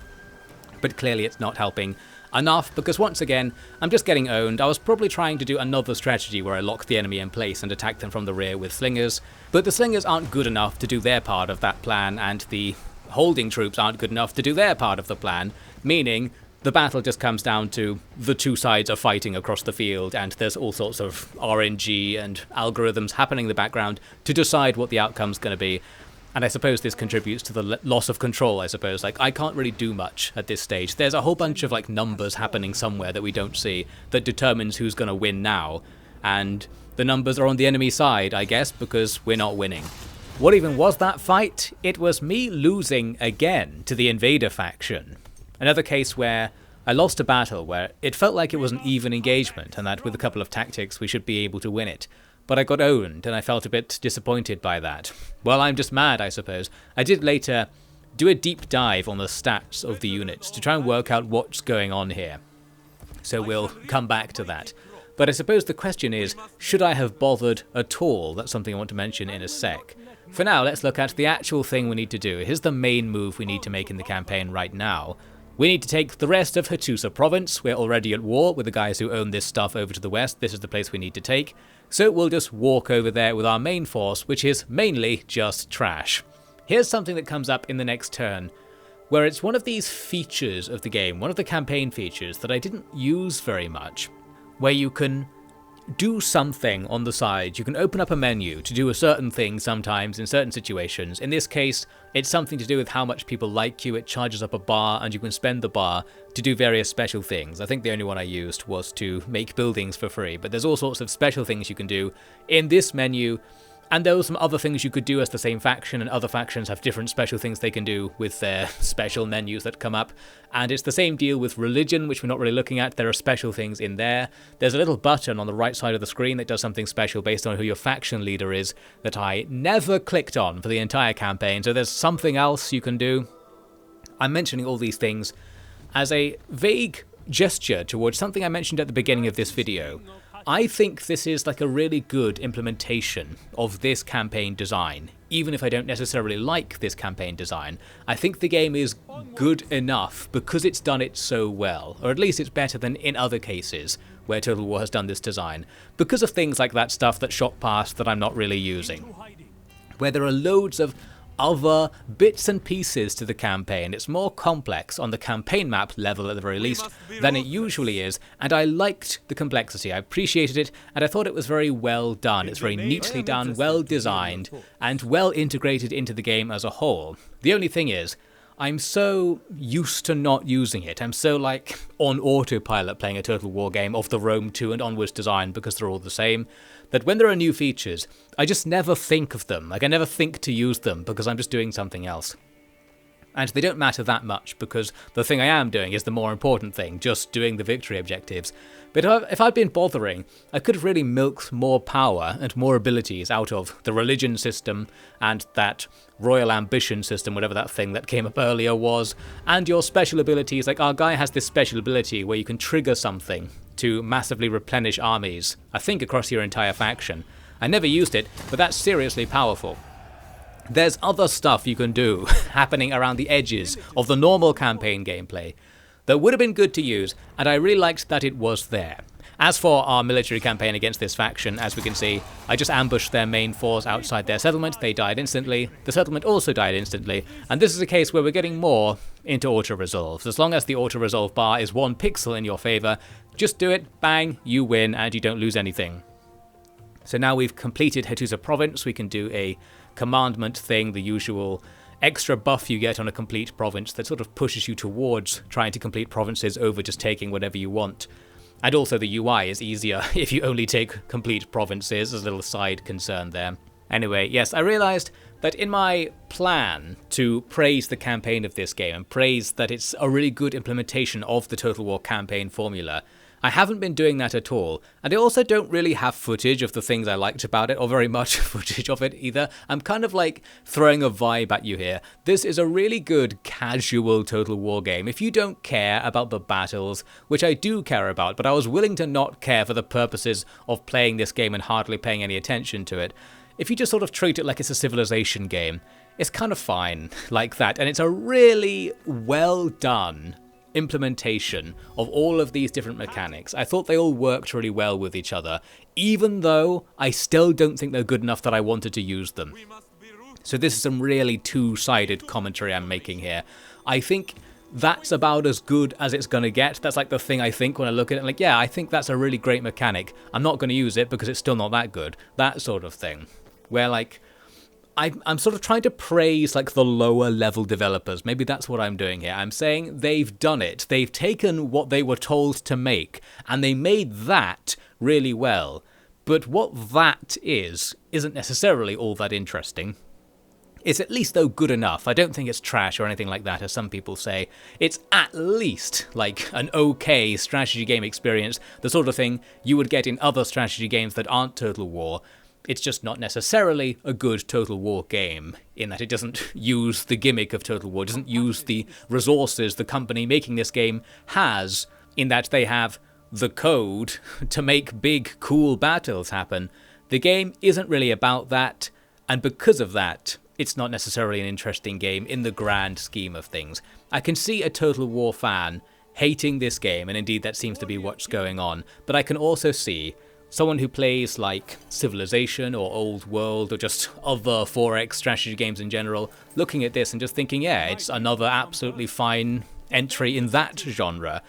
So depending on how you look at it, the quality is going to vary. Always true, of course, but just particularly true with this game. And the fact that they've written Total War on it is like deducting 3 points out of 10, something like that, because it's not necessarily a very good Total War game. But it's still fine. Like, if another developer had made this, it would be fine. There would be no backlash, that sort of thing. It's like disappointment and failed potential and just the complete loss of goodwill from the developers, from a fan base who's been waiting for good games to come out for a pretty long time at this stage. Like the fan base of my ilk, like from back in the old days. That fan base wants this franchise to be something completely different at this stage, and the fact that the name is the same is almost just the problem. If they would just call this series something else so we can give up on hoping it's going to be like the old ones with this name, we might be able to move on a bit. Speaking of move on a bit, I got distracted ranting again. What actually just happened earlier was I was going to talk about the outpost system and my unit choices, which have now come into play a little bit more. Let's just not do that. We'll do it later. We'll find some more footage to talk about it then. There was me looking at the religion system. That's another thing on the side. There's a whole religion system. You can get all kinds of buffs and stuff. You can pray to the gods to give your generals certain buffs, things like that. I thought it was sort of, again, good, but I didn't use it. I didn't feel like I needed to use it. I couldn't really remember what it did, that sort of thing. It's too on the side for me. But I sort of appreciate that that should be there. It's better for it to be there than not, because even if it is there, you can just not use it, and that's the same as it not being there. So you're getting something either way. You can't lose by tacking more features onto the campaign map. Even if it's messy, I still think it's better than not tacking features onto the campaign map, so I appreciated that. You've probably noticed a lot of my positive comments on the game are like, in the vein where I think somebody else would like it, even if I don't, that sort of thing. So it's like, well, I don't want to use those mechanics, but I feel like someone who would want to would really like the way they've done it, that sort of thing, which I guess you could say about anything, but in some way, it's a real neat implementation of a religion buff system that I don't care about, that sort of thing. So if you are actually trying to get more into and more immersed in what's happening on the campaign map, and you are less cynical and like burnt out on Total War, you might care more about things like that. But because I only care about getting campaign movement range and replenishment levels so that I can just auto-resolve every settlement and then get the victory goal and move on with my life, I'm like, well, I don't care about things that are just public order. I'll just sort of half-arse it and maybe it'll work out in the end. If there's a rebellion somewhere, I think there's a button somewhere you can press in one of the many campaign tack-on menus that just deletes rebellions. There's something like that going on, so we don't have to worry. I wasn't playing the economy in a very min-maxy sort of way, and indeed was ignoring many features that you would use to min-max it. And I also don't think you need to use them, but maybe that's because I'm such an uber pro gamer who's really good at clicking on the auto-resolve button. Well, I'm really good at forcing good auto-resolves to happen, I guess. Just being hyper-aggressive and clicking auto-resolve works better than a new player would imagine. So perhaps a new player would have more fun playing with those other mechanics, presuming that they would actually do something. And indeed, if you're not sort of exploiting the game constantly, maybe it would be important to do that. I don't know. And I suppose I don't care. but I'm trying to say that I would care in a parallel universe, and therefore the game is good. This is the reachiest praise you will ever find for any game, but I still felt like I wanted to deliver it anyway. I think I'm just being contrarian again, because people were saying it's trash, and I'm like, but in a parallel universe it's not trash, and that's why it's good. Put that on the back of the box. That'll do. Clearly I've got something I need to get off my chest with basically every feature of the game where I just start ranting, but I overall still think there are lots of good features here. Maybe I'll be able to point out things I think are good a bit more diligently as we go on. Let's talk about some actual stuff. I need to rebuild my settlement down there back in our starting province, but I don't have the food right now. It's pretty cheap, but I still don't have the food because, well, I don't really have any food. We've got not even enough food to cover one turn. However, it's time to attack somebody, so that's going to change soon enough. We went through several turns without attacking anybody, and that's going to be the problem right here. It would have been more efficient for me to expand to the west, but I decided to expand to the east because this eastern area is in the corner, so I thought this will be a nice pocket to take and then just not worry about it. We'll see that is the wrong call as it turns out. Anyway, we're going to start a war with this orange faction. We're going to do it through the classic diplomacy method where you get somebody else to pull you into the war. This has the advantage of oftentimes allowing you to get around alliances and treaty obligations, because for some reason this method usually doesn't count as invoking alliances in Total War. But more importantly, right now we can get some resources off of the deal, so we can make the enemy of our soon-to-be enemy pay us to attack them. And of course, once we're done killing the orange faction, this faction we're talking to right now will obviously be on the list because they're also in this area. So everybody's going to die, but in the meantime, you have to pay me to kill you, that sort of thing. We move on, and in the first turn, take one of their settlements, and that defeats an army, gives us loads of money. Now we are rich again. We discover some new gods as a result. So yes, you can actually unlock more religion features by discovering gods on the map, by taking in populations that have different religions to you. Here's another look at that religion screen. There are loads of buffs you can get through religion, and it's something you level up over time as well, and perhaps this is a good time to say that I think this is good. This is a nice system where you're leveling up something in the background by building shrines and doing certain things, which allows you to gradually work towards having various buffs. And one thing I quite like about this is you have a lot of choice about how to set up your buff arrangement, because there are quite a lot of gods, and they all have loads of different buffs in different circumstances. So it's saying things here like the prayer and the devoted general. These are things I didn't really use, but you can devote generals to gods to give them buffs. You can send generals to shrines to pray, to do something. It's another case where I'm just going to say, I like what I see, but I didn't actually use it, because I appreciate all the different avenues you can go down. I didn't feel like I needed to go down them, but there were loads of cool options available, and I like that it's something you can work towards and level up towards getting as well. And because all of the different gods provide different buildings effectively, what gods you take changes what buildings you're going to have available in your roster. So there's an aspect of customization there. Like I have a god that allows me to get a happiness shrine that I can put anywhere. So that's useful for me. I can control public order more easily than somebody who can't build this shrine because they don't have an equivalent building. It's unique to your religion choices. I like that idea very much. Now you can see I'm considering putting a shrine down here, not in my settlement. So this is the thing I referred to earlier. Many buildings can now be made outside of settlements, a return of the Empire Total War superior game design here, so automatically I've got to give it points for that. These buildings tend to provide passive buffs, but also can provide active buffs to generals who visit these locations. And this proves to be very interesting and very useful in various ways. You can really strategize, if you want to, about how to set up where your buildings are and focusing on having more useful buildings near roads, that sort of thing, to make it so that you can give generals buffs easily while doing something else. You might not necessarily want to go out of your way to visit these places and get a buff, but if you can get one on the way to somewhere, it's quite nice, and the buffs are very powerful in my own opinion.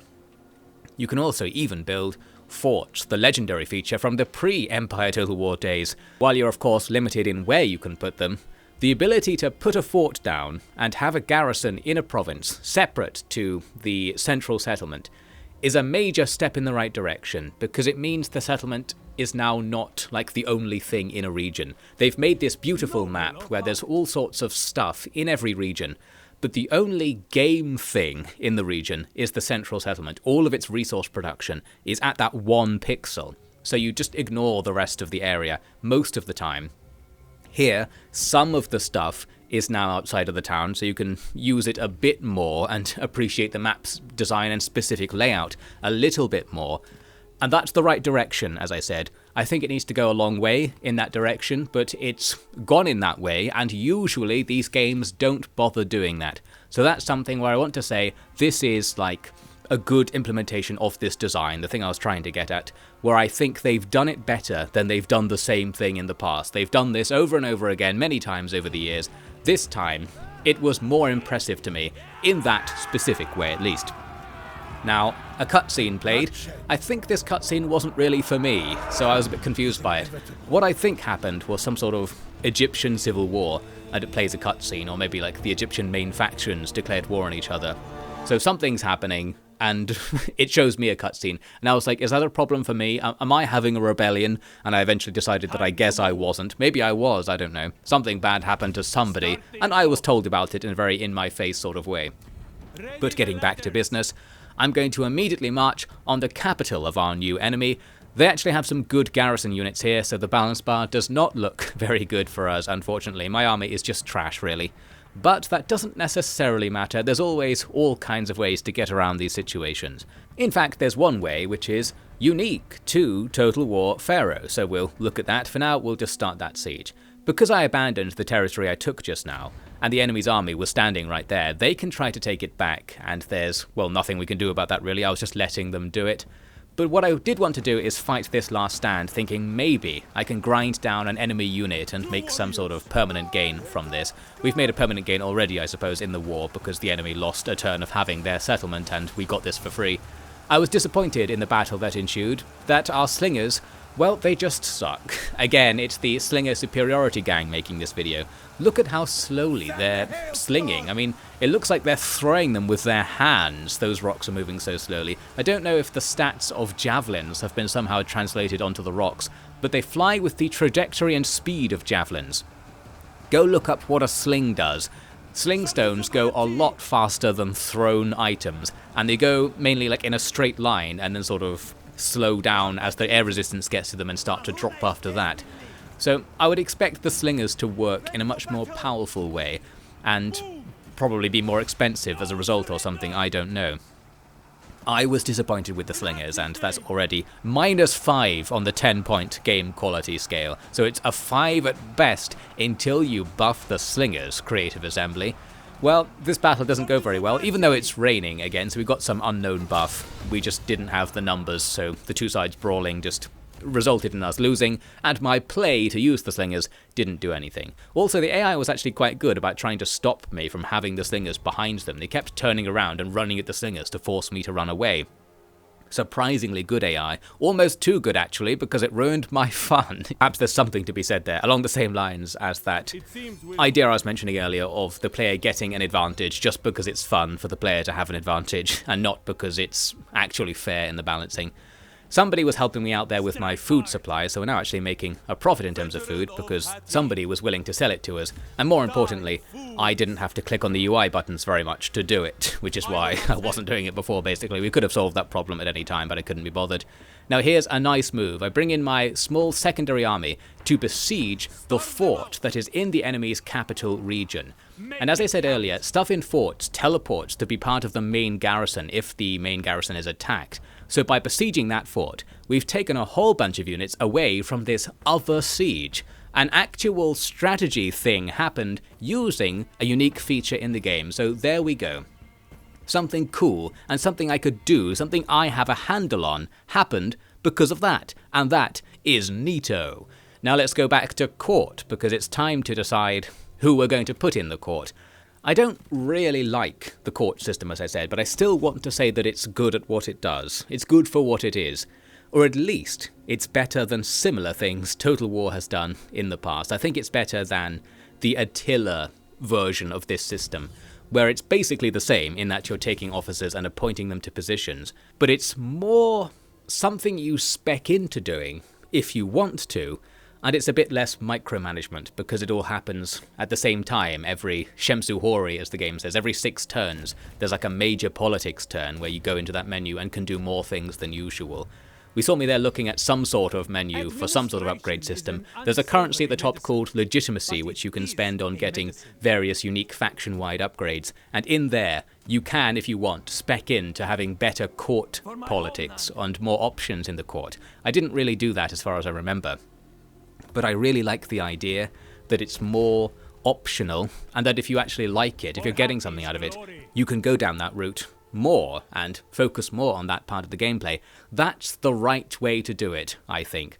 I didn't like it in Attila, basically, to make the comparison, where you would appoint people to positions and there was this constant jockeying for power between all of the different NPCs that would interrupt you every single turn with various things you had to do about it, and if you didn't do it, it was kind of a big deal. Like, the buffs you got from doing it were pretty large, so you did need to go in there and try to make things good if you could. Here, it's more casual. Like, you still have to do something in there every turn. And again, I still didn't like that part of it. But the big changes only happen every 6 turns. Less people are harassing you about politics happening in the background, so there are fewer interruptions to whatever you're doing, which is almost always going to be something else. And I preferred it. So again, I'll make the comment that it's a step in the right direction, and I want to praise the game for doing that because they didn't have to. In fact, they didn't have to include any of that mechanic at all. Would I have preferred the game without it there? I'm on the fence. Like, normally I would say I don't want it at all. Here, I found it useful enough and well implemented enough that I kind of like it. I can see this adding more to the game. Again, I can see it adding more to the game for someone who's not me. I think that's what I'm trying to say. I liked it a bit and felt like it was the right way to go to appeal to somebody who would like it even more.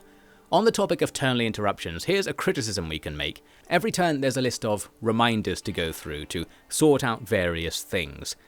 And it raises a question about the pace of the game and generally what the game is focusing on.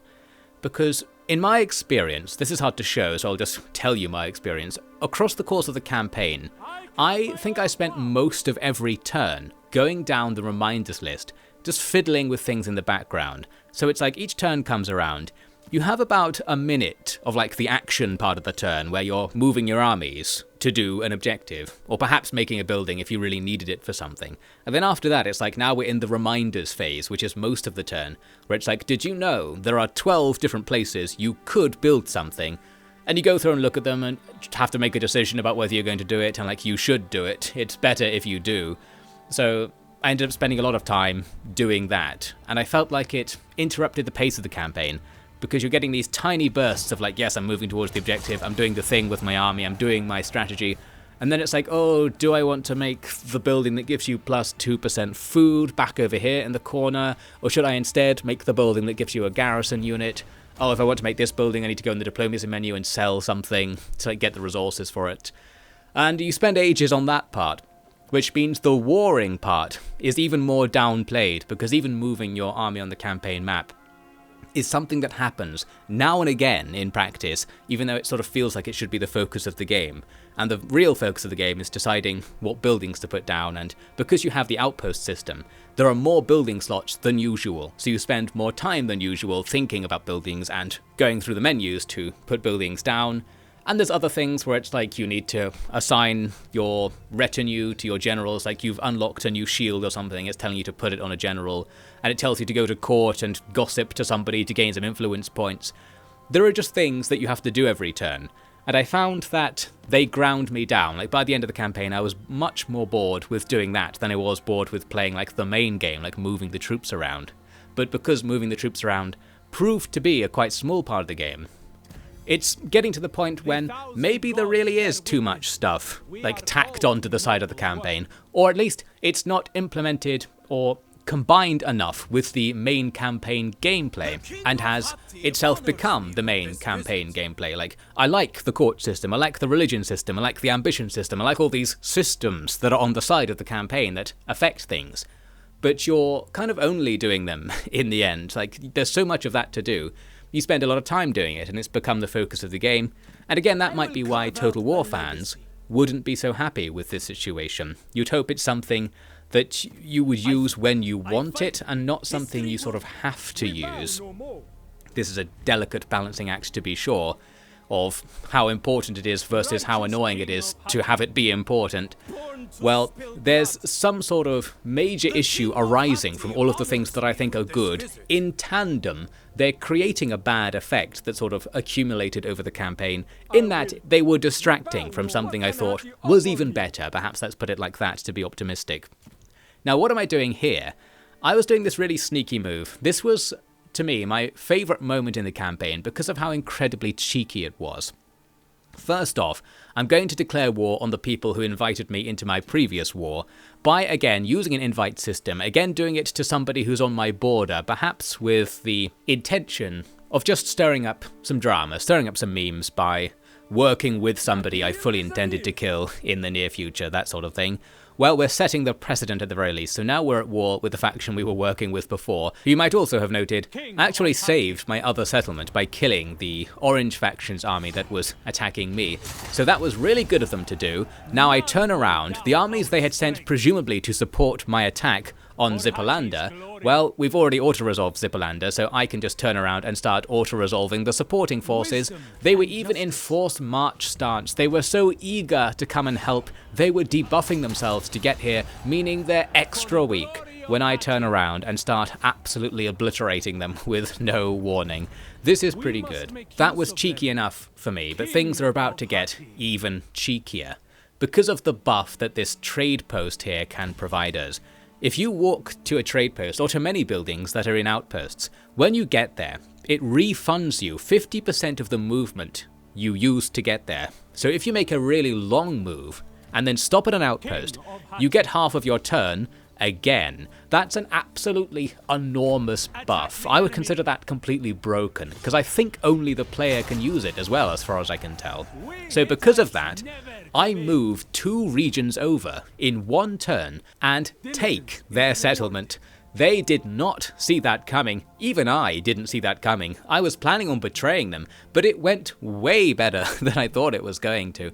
Absolutely destroyed. Now I was looking around here because I thought, wasn't that like a one region faction? Why doesn't it say faction destroyed? Turns out they aren't a one region faction. Hey, I found a lettuce. That's pretty good. Well, I don't know what that's about. You can equip somebody with a lettuce in this game, and that matters in some way sometimes. A surprise to be sure, but a welcome one, I think. The point is, we actually hadn't defeated this faction, so while I betrayed them, they still exist somewhere else on the map. Their territory was split up for whatever reason, perhaps because of my shenanigans in the beginning.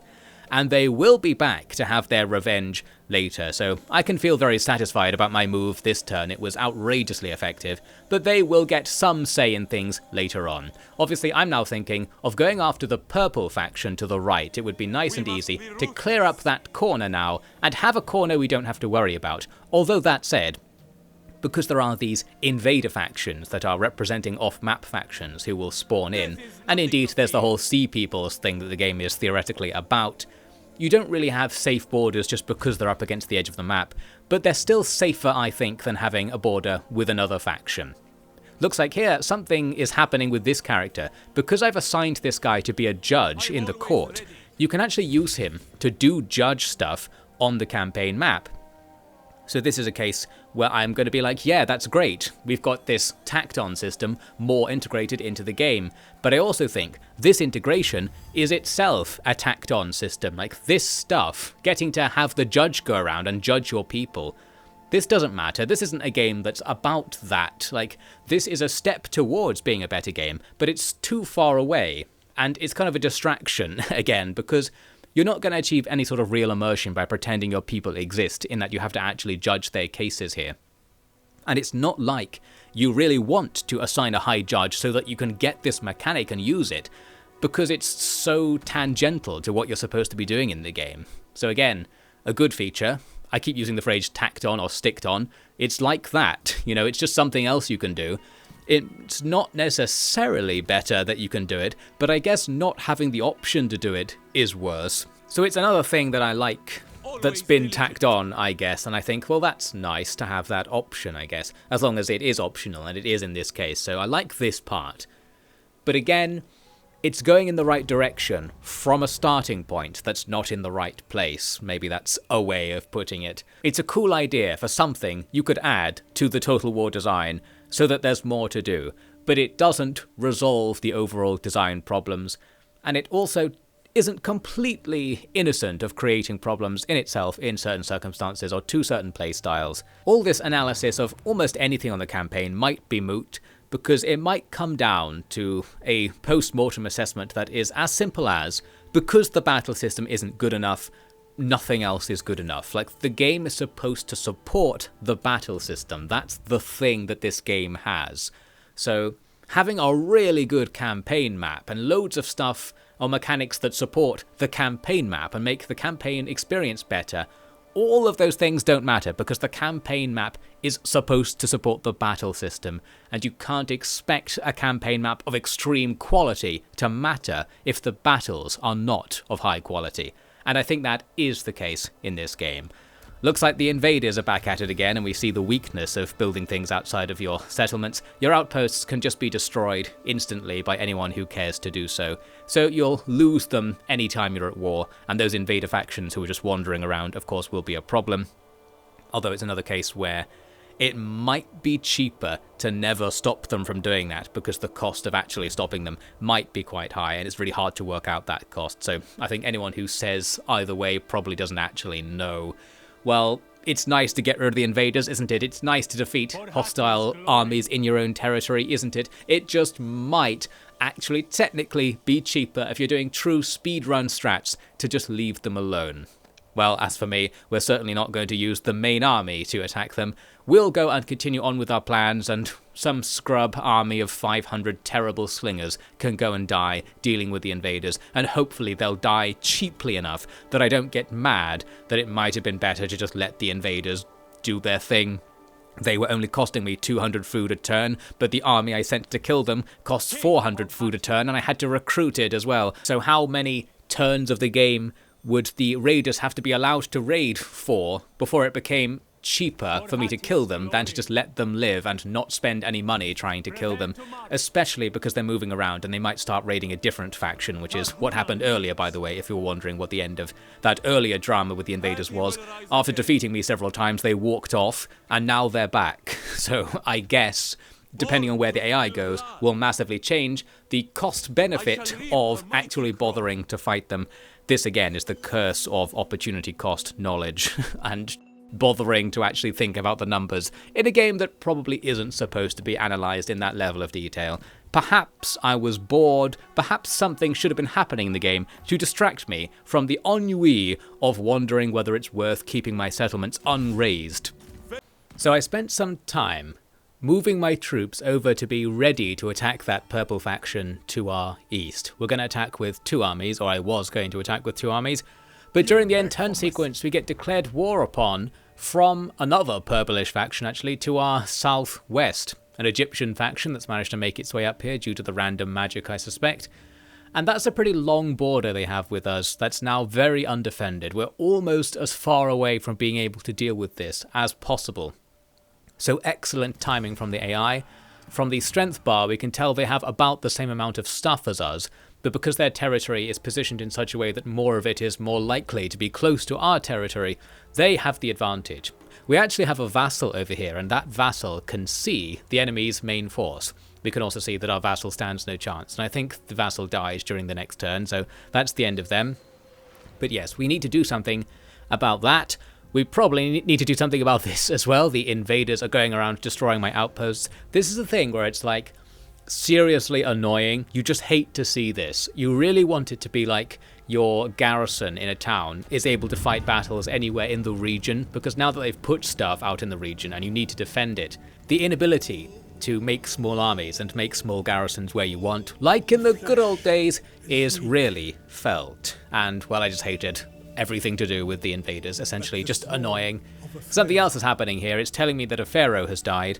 I don't know why I'm getting all of the Egypt cutscenes. Is it because my faction is now technically close to Egypt because of the random faction switcheroos? I don't know. It feels like all of this is talking about somebody else and it should stop telling me it, even though it's a perfectly nice cutscene, so it's nice to see. I guess I'm not actually going to play as Egypt, so I got to see the cutscenes for Egypt anyway. There I was considering to do my plan anyway. We're set up to kill this purple faction.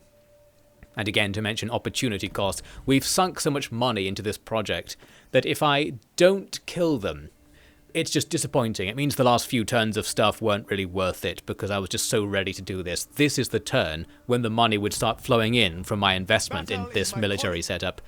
But I am going to give up on it and just walk in the other direction instead to deal with the new enemy. We're going to do it the boring and expensive way, but the safe way. The way that means nothing can go too wrong, really. Although along the way we're encountering an issue that I had throughout the campaign actually, which I'm guessing is caused by the faction randomizer from the start. When you click on a faction in the diplomacy screen and it's supposed to show you where they are, it tends to just move the camera somewhere random. So Manapati, Kanesh, whoever that is, that looks like a Hittite, but the camera moved to be right down at the bottom. And I'm not quite sure why. Essentially, even when you can see a faction, the camera doesn't move to where they are. So there's some sort of mix-up between the camera like reading a set position for where it's supposed to go to look for their capital and where their capital actually is now because of the randomized position thing. Something was going on there. Fix it. In the meantime, we're going to reposition our troops. We were so ready here to storm in. I can use, though, the outpost buildings to make repositioning easier than it normally is in Total War. This is the game when it matters the least to commit really far in one direction and then run across to the other side of your empire, because you get all of those 50% movement refund things. So if you're lucky, you can get, let's say on average, like 30% extra movement range. And also, some of the buffs you get from stopping at outposts are plus 30% movement range. So you can move much further than usual, combined with forced marching as well, to get lots of movement in one turn if you don't have to fight and if you've got some nice infrastructure set up inside your empire to support your troops. That is good. I really like that. You can sort of pay to prepare routes for your troops to move and then actually use them. You don't get to make much of the decisions yourself there, so it's not quite as far as I would like it to go, but the alternative was just have nothing, basically go with the old Total War design. So that there's something to do here is a great improvement. Here we can even use some shenanigans. I'll use this legacy system, one of the tacked on things, to buy with this sort of arbitrary currency, gratitude, a free build action, allowing me to instantly build something for free. This currency, by the way, might as well be thrown up with the other currencies in the main UI because there's no disadvantage to being able to see it all the time. There's plenty of space. And half the time I had it maxed out and didn't realise. Well anyway, I use that to instantly make a new outpost in front of where my army is marching this turn. That allows me to immediately grab that extra 30% movement range buff and the 50% refund for the little movement over to it. Now what I could do is move to another outpost and keep getting refunded. Instead I moved towards the enemy.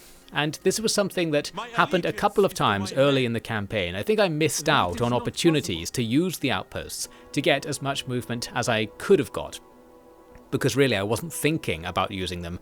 It was sort of like a gimmick to me at this stage, and I didn't really appreciate how powerful it was. Here is that faction that I completely screwed over earlier, back to get their revenge. I didn't realise this until way after this point in the campaign. I was like, where are they coming from? They literally border us. I think they're one region to the south, and I just didn't see them. I don't know how this happened. I never noticed they were right next to me, and they invaded me a couple of times during the campaign because I was at war with them the whole time. And I just completely blanked on them the whole time. Sorry guys, like you're just invisible to me. You are nothing. I didn't even know you were there to invade me. So we're going to have to deal with that now, and part of the force I was sending to fight that other enemy to the west will have to stay behind. Here something is popping up for me to deal with, and this is one of these things that if you saw my old world video in particular, I was complaining about political events that pop up and interrupt a different flow of events. So like right there, I was watching the end turn sequence, seeing the military things happening, probably thinking I need to do this in response. But the flow of that action is broken up by having to do some politics, and I would like them to be slightly separated. So that, say, what I'm doing here, this military move, happens right after the end turn sequence, and then that politics thing happens during a politics phase, when I'm doing all of the politics stuff at once, that sort of thing. I don't like it to be a full screen pop-up that stops you in the middle of doing one thing to do another thing, and then you go back to the other thing. You're still doing the same number of things, it just seems like a less satisfying way of doing it.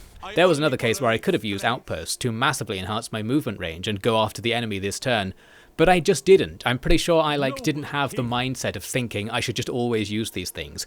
And later in the campaign, it got to the point when I would never move without using the outposts because they give such a large bonus, and that's ignoring all of the buffs they give you for stopping at them. Here is a really annoying situation where the classic retreat quote-unquote bug happens. This is in loads of Total War games where if an army retreats from you, it retreats like a set distance in a set direction that's kind of randomized at the point it decides to do it. And it ignores terrain, so this army is able to retreat through this mountain range.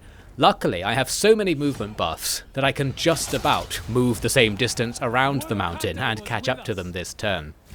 So we do deal with that invasion, but that was a close one. I would have been very mad if they had just walked off and hidden or gone into forced march stance and walked off into the corner somewhere, so I had to walk after them. That could have gone much worse and been much more frustrating, and left me complaining a lot more that you can't use garrisons to stop people wandering around inside your territory. So that's that. Now it's time for a battle, because the guys I screwed over are coming for revenge. It looks like their army, which is just tons of militia units, is actually better than mine. I was a bit disappointed by that. I thought maybe my army will be at least equal in strength. I have a couple of real units in my army as well as a bunch of militia.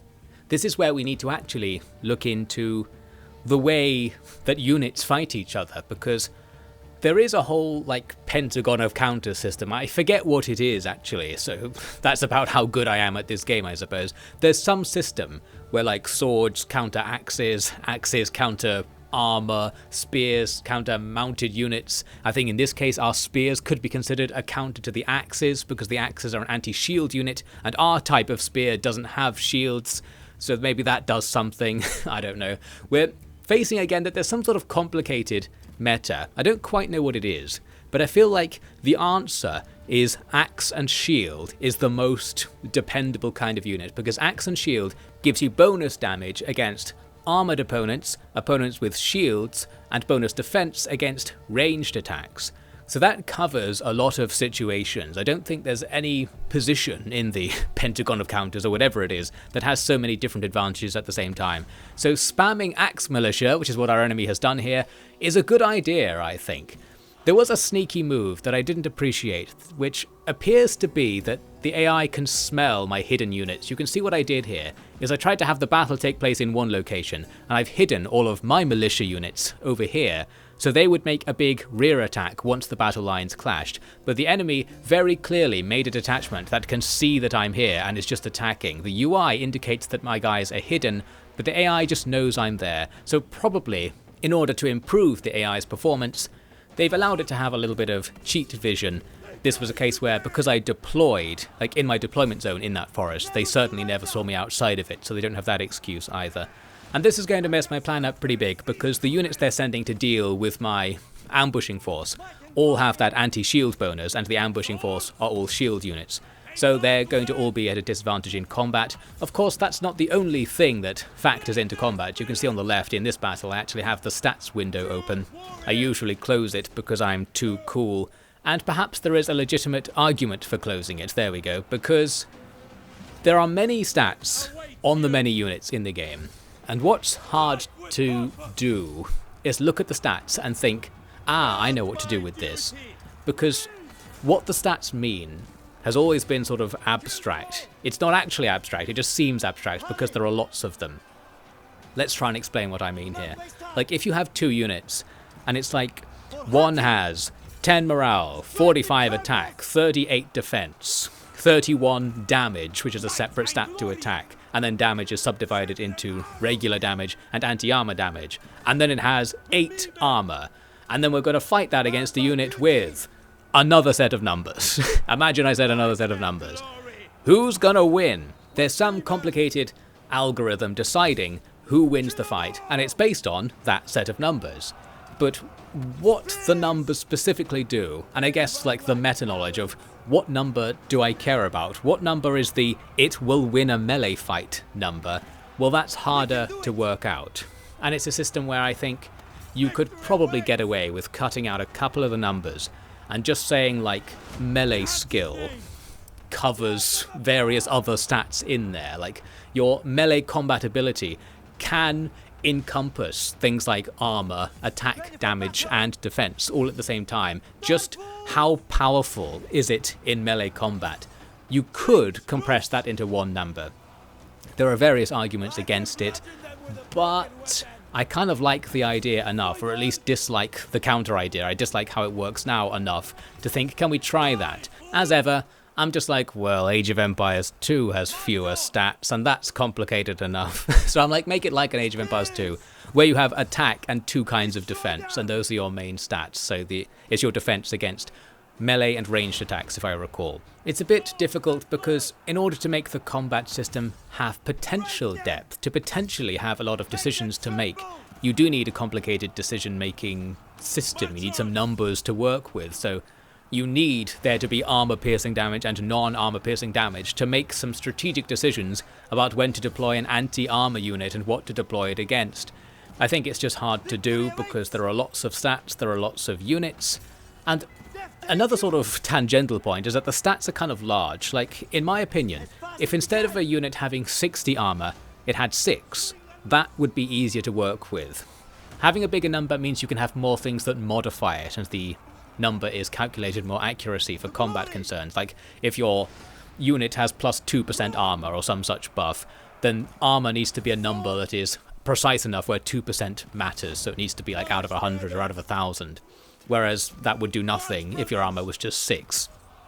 However, I'm willing to make that sacrifice because I prefer to have more of a grip on combat and what's happening, I suppose.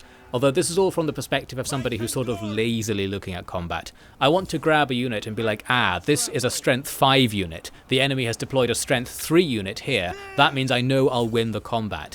And then I put that aside in my mind, thinking, right, we've got that strategic consideration done. We're going to win that combat. What does that mean for what my next move is going to be? I think Total War is more like, here's my 12 set of numbers strength unit. There's their 12 set of numbers strength unit. I remember in the past that I can beat them in this circumstance, that sort of thing. It's more complicated than that. That's part of the realism, and it can be part of the immersion as well. I suppose I'm just saying I find that it isn't. For whatever reason, I don't easily get a handle on what my units are going to be like based on their stats. And this is a position I've held for a long time, such a long time that I wanted to mention an anecdote. Many years ago, back in the very old days, I think around the time of Total War Attila coming out, I actually was invited to Creative Assembly and we talked about such issues. There was some session where a bunch of other YouTubers and modders were in their offices. I can't even remember why now, but they asked us all to come up with something like, what is the number one thing you want to change to help new players get into the game? I think that's what they asked us.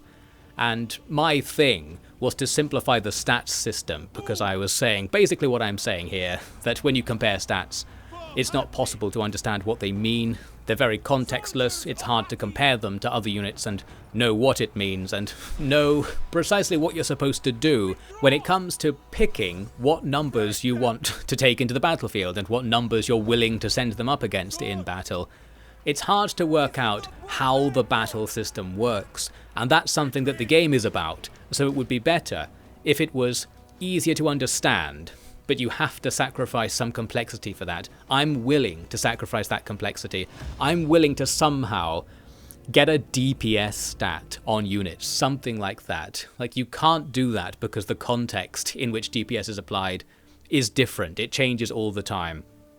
So you need some sort of situational, you mouse over a unit, it says, here's the DPS you'll get against this unit that you're selecting right now. It focuses like the potential of an attack down to one number. The game sort of does that a bit, in that if you mouse over a unit, it says something like low threat, if you would probably beat the unit, I think. I don't know what that threat bar is based on. Essentially an extension of that should just say you can defeat this unit. I think that would make it much easier to learn, and perhaps easier to understand, or at least it would be a salve for the fact that you can't understand the combat system. If it just said, well, there's no point telling me it's melee attack, melee defense, armor, damage, and such. Just tell me what percentage of my unit will die if I engage this unit in combat, because I guess the game can work that out on average using those numbers, but I can't, and that's the thing that I want to do. If I recall correctly, what they said in response to that was that it was impossible, or something like that, or that they didn't have a clear idea of how that would be done. And probably at the time I didn't either, and that would have just been left aside at that stage. They'll just say, right, let's ask if the next person has a better idea. I forget what the other ideas people were saying were, and I've forgotten who was there as well. I know Legend of Total War was there, so this was far in the past enough that Legend of Total War was literally in CA's office telling them how to make the games. I think they've gone in a very different direction from those days. I think he said something about fixing multiplayer glitches or something, like he was coming at it from a different angle. Whatever, they didn't probably implement any of the things that anybody said on that session. Well, they paid for our advice, and that specific thing was the one piece of advice I know that CA has heard me give to them in the past. And, well, they haven't ever done anything about it, and they probably won't, because it's now technically impossible at this stage, like behind the scenes. It's too complicated for the game to work out what the result of a combat will be based on the stats. And, well, you are asking the player to do that as well, so how do you expect them to do it? I think just having tons of experience is the only way around the system because it's so complicated. Well, while I was ranting, what happened? We lost that battle, as we saw, and that was another battle where the balance bar looks kind of even in the battle, even though it didn't on the campaign map, and I thought I had a chance, but it just turned out that I didn't, and I guess I was sour about my ambush plan not working. I don't know if it would have worked if the AI had ignored me the whole time. So we'll have to deal with those guys with somebody else at some point. Another small army is going to maraud around destroying all of my stuff, and we'll have to spend some money to deal with it. At least we are now repositioned such that we're ready to fight our main enemy at the moment, and because they were distracted killing my vassal, they haven't invaded me in the meantime, so things are kind of stable as it stands. This is the situation where we will once again be able to advance and start progressing the game and making some cash. We're going to be able to go after their capital with our main force right away, but their main force is also standing there. This is good because it means their main force isn't, say, at the other end of their territory invading us. We want them to be somewhere where we can kill them so that we don't have to deal with any annoying stuff later. So this is fine. We're going to need to do something though, because they're sitting on a garrison that makes them strong. What we can just about do, we barely have enough movement points to do this, we can move back to our own territory near the road to our settlement in the east, and then hide our force. That means the enemy might attack eastwards and get ambushed by this force, and we just barely had the points to do it. So there's another advantage to always speccing into movement points. It just gives you more options. At the same time, I'm going to do the annoying thing that I was glad the AI isn't doing to me. We've got this smaller force that's going to wander about up at the other end of their territory. This army I didn't really think would be strong enough to do much, but it is actually just about strong enough to capture territories, so it will go and do that. In the meantime, we have a decisive clash. We don't get the ambush, but we do just block the enemy from walking into our territory. We get this chance to fight them. We don't have to take it as a failed ambush. You can just walk off and see what the AI does. Maybe they'll do something stupid. But I thought let's take it, because their army is half skirmishers. So I figured this army's weak against a player strategy effectively. If you can just get the skirmishers into melee as much as possible so they can't use their ranged attacks, then things will go disproportionately well. This was the most interesting fight in the campaign, I thought. We had this really long maneuver phase where the two sides were rotating around this central cliff feature, and I kept doing it until we got to this stage, about, well, 8 minutes into the battle as it says at the top, when the cliff was kind of dividing the enemy's army into two portions, and I had my army on two sides of the left portion. So now we can make a play. We can focus down the left portion with most of the force, while the right portion is either held in place or just forced to chase our retreating forces and not engage and not support the other side. And with the cliff in the way, it's easier for us to pull that off a bit. And of course we have a rear attack coming in over here as well. That helps by not only giving you rear attack bonuses against units, but by allowing me to get all of these skirmishers into melee. So we sort of got what I wanted there. It didn't really work out because they are kind of supporting the other side from the right side, and this holding action over here is going to be disadvantageous. My plan to run away and just kite the enemy isn't going to happen because they're already starting to catch us. We've got slingers in melee there, pretty much. Good stuff. Now what I wanted to say in this battle is to look at, say, the ground from this perspective. Look at the ground, everyone. What do you see and what do you not see? I was thinking, why does it not feel satisfying to do maneuvers and pull off strategies like this? And I thought it's partially because of the reliance on the flags. A lot of what's happening is obscured by the flags, and you need that to be the case because the flags have the actual gameplay information on them. But I thought we need more UI stuff at the ground level so you can see like what ground your troops are standing on. And another thing I would like to see, which would be a new thing for Total War, would be some sort of momentum indicator. I've seen strategy games do this now and again, where say when two units are in contact, there would be like arrows pulsing in one direction or the other to represent who's winning that clash, just at a glance from up here. So all the little bits of fight we have going on would have little pulsing arrows to represent whether you're going to win or lose, or where the momentum's going. The game does calculate that. Like if you mouse over them, it says losing decisively, something like that. So it has the data to make that UI feature, but making the feature would be nice. And I think it's part of the lack of feedback not having something like that. Like when this battle is taking place, we can just look at it. We can all look at it now. It's not obvious what's happening or whether my plan is working, anything like that. You want that feedback. You want to see your momentum arrow pulsing into the enemy where you want it to and thinking, yes, my plan is working here. It's more like you could study the flags and sort of watch the little bars on top and see how they're moving and be like, oh, maybe this plan's going to work eventually, that sort of thing.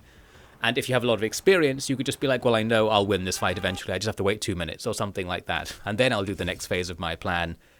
More feedback, I think, might be something that would make this relatively simple iteration of the Total War battle system more satisfying to play, because it still does have all the same strategy action as before. It just kind of feels like it doesn't. And I think lack of cavalry is probably one thing, like lack of the player obviously doing something in the battle, but lack of feedback is probably why I say it feels like you're not doing something in the battle when you clearly actually are. It just kind of feels like you're not. Again, does anybody know what I'm talking about? I feel like there's some kind of point in there, and, well, somebody at CA is being paid to work out what that kind of thing is. Is there a point there, professional game designer? Find out and try to do something about it. Earn that money. We won the battle in the end, as you can see. It wasn't a very big victory, and this is partially because we did a very bad job of chasing the enemy down as they left. Again, without cavalry, there's not too much you can do. And it's a shame, really, because it makes your win less rewarding, because we only killed 4 units, and they're going to get replenishment this turn. So all of the units that got damaged will be less damaged once we see them again. They even got replenishment inside one of their own towns, so they'll get loads of it. That means that battle we just saw wasn't that important, and this is why I keep saying battles are less important than ever, and replenishment is part of the reason. If that battle hadn't happened, not much would be different. If the two sides had just stood still during their turn, we'd still have to play the next turn in a very similar way. So it wasn't very decisive, and I think it should have been. I'd like to see single decisive battles between factions. Put everything into a small number of really cool battles throughout the campaign. That's the kind of vibe I want to go for, or the kind of balance between battle and campaign map action. You can see I'm doing something over in the east to eventually deal with the raids, but more importantly, let's deal with this offensive. We need to take this place. There's a 10-unit army in the town, and there's 19 units standing around, although some of them are weakened, but less weakened than they would be without the replenishment system. Something. I'm mad. I also replenished, so my army's at basically full strength after the fight as well, because I was in my own territory. So it's very much like what happened didn't happen. We move on in. Here's the resulting setup. We can get this battle, which is similar to the battle we just saw. There is a reinforcement army, but because this is a settlement battle, if we did it manually, we could fight the reinforcements on their own on the edge of the map and then go on to the rest of the fight. and the AI would probably just stand still in the settlement and allow us to exploit them in some way. But we don't need any of that, because the balance bar is good enough to just take the place right now, and this is where you just need to embrace the madness. It's going to give me the Cadmean victory, meaning we lose like 50 to 75% of our army by doing this. But does that matter? No. I mean, that's what I'm saying, and I suppose that's both the upside, it allows me to casually just do this, and the downside, it allows me to casually just do that. That should have been a big deal, what I just did, but we can just take a consequence-free skip and say that we did it. And it's consequence-free because we have like 20% replenishment at the moment. That means it's only going to take 4 or 5 turns to fully replenish a completely dead army.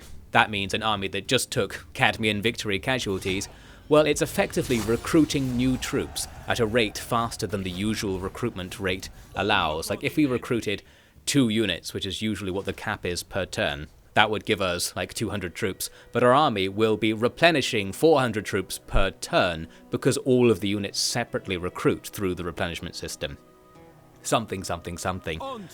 By the next turn, when it's time to fight the enemy again, we're fine. We're back at like 60% strength, which is enough to kill the remnants of what they have because they can't possibly recruit as fast as we can replenish. So we kill them again, making the situation even more in our favour, and we'll get another turn of garrison replenishment, so we'll be even stronger after this. And we're killing the enemy. They are basically screwed at this stage. So we're getting the momentum going. And it's all about that replenishment and campaign map movement range. You want to get into a cycle where every 1 to 2 turns, literally as quickly as that, you take a new settlement by just constantly storming around, auto-resolving them, and always getting all the troops you lost back immediately. And if you can do this with 2 stacks, you won't take very many casualties in battle, so you'll be guaranteed to be able to do this. So that's the momentum to go for. We've won this war, and we've won this campaign by here, effectively. We're now a gigantic faction, we have multiple provinces, and we have this strategy. I have an army that I can just do that to everybody at the same time, and that faction had 5 regions. Most factions are smaller than that, so that was a strong opponent. We've got stronger, our opponents are going to be getting weaker. So all I'm going to do is make the process faster and faster by making more stacks of trash to throw at the enemy. We saw me there recruiting the Kaskian Axemen. I was going to say much earlier in this video, the Kaskian Axemen are a sort of unbalanced unit in that they cost the same amount as all the units on their tier, but they have significantly higher stats. And it was the invading units using Kaskian Axemen that was partially behind me straight up being obliterated by them in fights earlier on. That was the result of my stats analysis, or what I came to decide was the case. So after that, I realized I can recruit them myself and started spamming them, giving me plenty of stats, which means I have plenty of auto-resolve ability. We also finally destroy that invading army, so there's the happy ending to that. But it's still not the end of my battle with those guys, because I still didn't know where they were. They're just off screen, they're just like behind where the unit bar thing is at the bottom. They're 1 region away from us, meaning they're not actually bordering us, but there's a very short distance between where their territory is and where my territory is through somebody else's territory. And I never looked down there, like throughout the entire campaign. One day, we'll find out that we're at war with somebody down there. In the meantime, we'll continue ignoring it. Now, I was going to continue on west and finish off this faction that declared war on me, but curiously, they get vassalized by someone or other. So I have the choice here. Do I want to also be at war with someone or other? That's what I have to do to continue my campaign. But I didn't know who that was, so I ended up going for the make peace option here and just abandoning the war. This is fine because the territory we just took borders other factions. It doesn't necessarily matter to take that faction that declared war on us in the past, we just need to take something. So instead I'm going to move south towards the coast, attacking this faction with an antler icon. I forget their name. I think this faction is one of the main factions, one of the player Hittite guys you can be. So let's take this guy out. He's actually only got 2 territories next door to us and then some more somewhere else, so we'll see that in a second. So we're not going to get the full conquest here. But as for the battles we will have, we can just come in with 2 stacks. At this stage, there probably isn't another faction that can deploy 2 stacks of troops, so we can turn our economic advantage into victory, and this is where, ordinarily on higher difficulties, the AI would just cheat to match you when you do this. It's a balancing question, really, because I can do this. Like, I've already won the campaign at this stage, as I said earlier. There isn't, like, something that can happen to stop me from doing this. And it gets easier and easier the more I do it. You have to have a non-cheating mechanical interference technique, I think, to really make this satisfying. The classic example would be the realm divide in Shogun 2, where things just get really hard if you get really good, which I think is absolutely fine. That's the way to do it. Ordinarily, there would just be loads of stacks everywhere, like the enemy would just have multiple armies and you probably wouldn't be able to just raise some militia and auto-resolve them. But I also have been worn down by that approach and I don't like it, so even though I'm a super veteran as I keep claiming, I'm playing on normal difficulty because I just don't want the AI to cheat. I just want it to be fair so that I win at this stage. I don't find the way that the difficulties make the game harder to be fun. I think it's more fun to be easy on balance, even though I'm also complaining that it's too easy, tacitly anyway. You can't win in this situation without changing something major, that's what I'm saying. There's no easy way out of this. Just then was me realizing I'm not going to be able to conquer this faction. So first I go after the army they have in my territory, just killing them to get some diplomatic leverage so the balance of power on the diplomacy screen is more in our favour. And then we can get this peace and they'll give us a little bit of food. Not very much, but that's fine. Just to forget about them for now is all good for me since we don't board them anymore. We've taken 2 territories. What I want to do is continue on south and just go towards the coast, my original goal here. But there are going to be several distractions along the way. Well, we're going to set up for it. First, I'll move to the border here, ready to go. And I wanted to see if I could improve my army this turn, since we have the opportunity.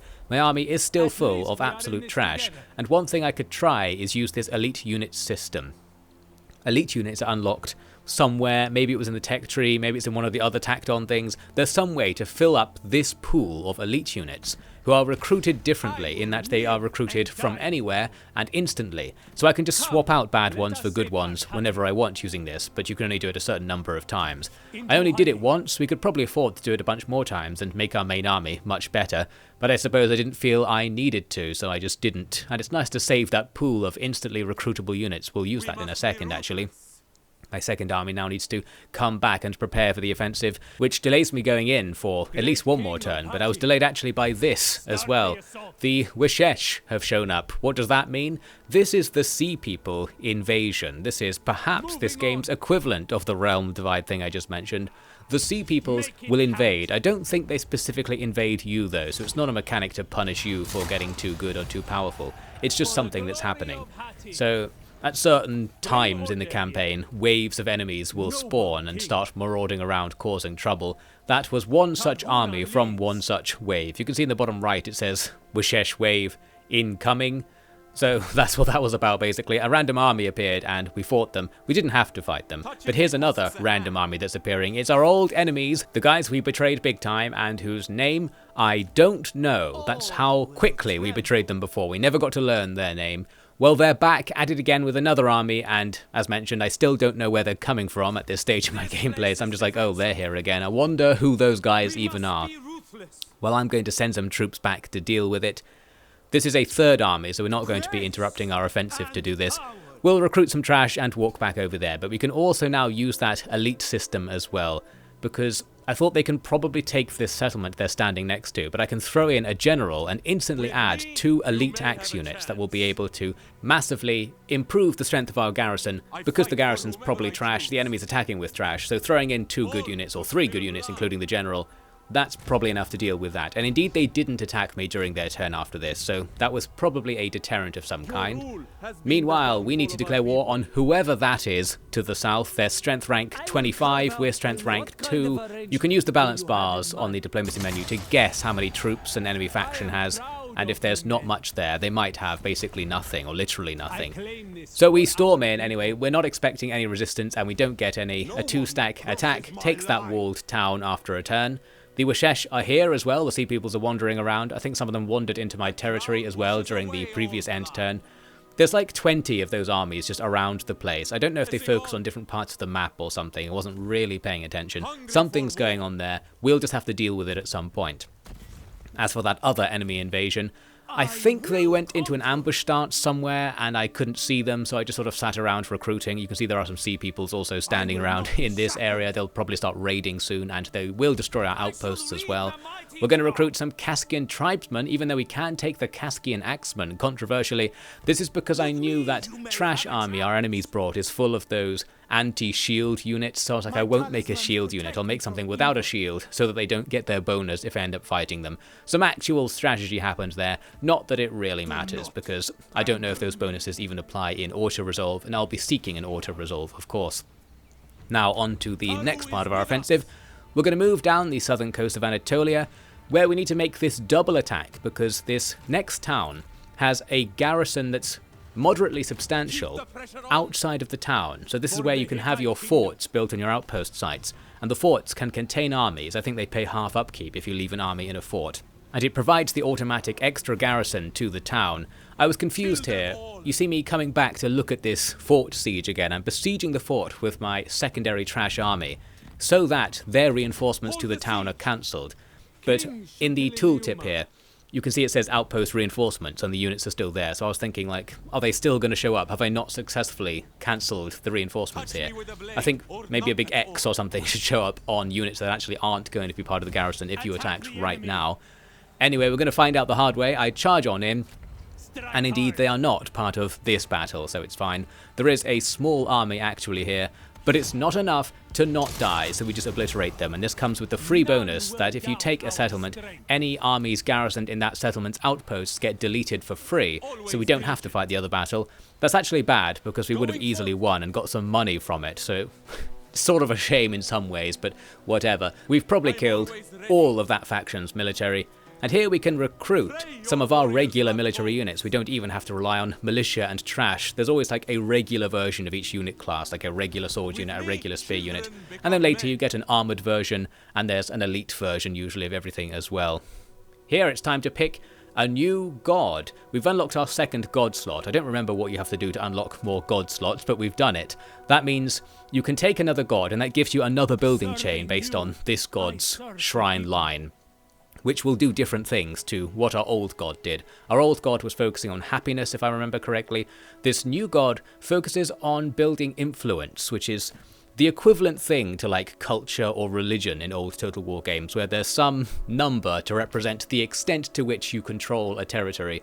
So here we have influence 71%, as it says, and at various thresholds, you get various passive buffs or debuffs in the background, so you want the number to be high, and this new temple line I've unlocked will allow me to use outposts to boost influence in provinces, and that was just something I was struggling with. I have lots of provinces with like 20% influence, which gives you massive debuffs. Some of them are like minus 80% resource production, so it is worth getting at least like middling levels of influence to avoid those debuffs. I think with influence, if I remember right, essentially all the tiers are debuffs, so all you're doing is getting rid of debuffs by improving your influence. Maybe the top one gives you something, I don't remember. And I think it's the other way around with happiness, where like the more happiness you get, the more buffed you get. Something's going on there. There's some sort of design consideration being made in how happiness and influence work together to represent how much control and public order there actually is.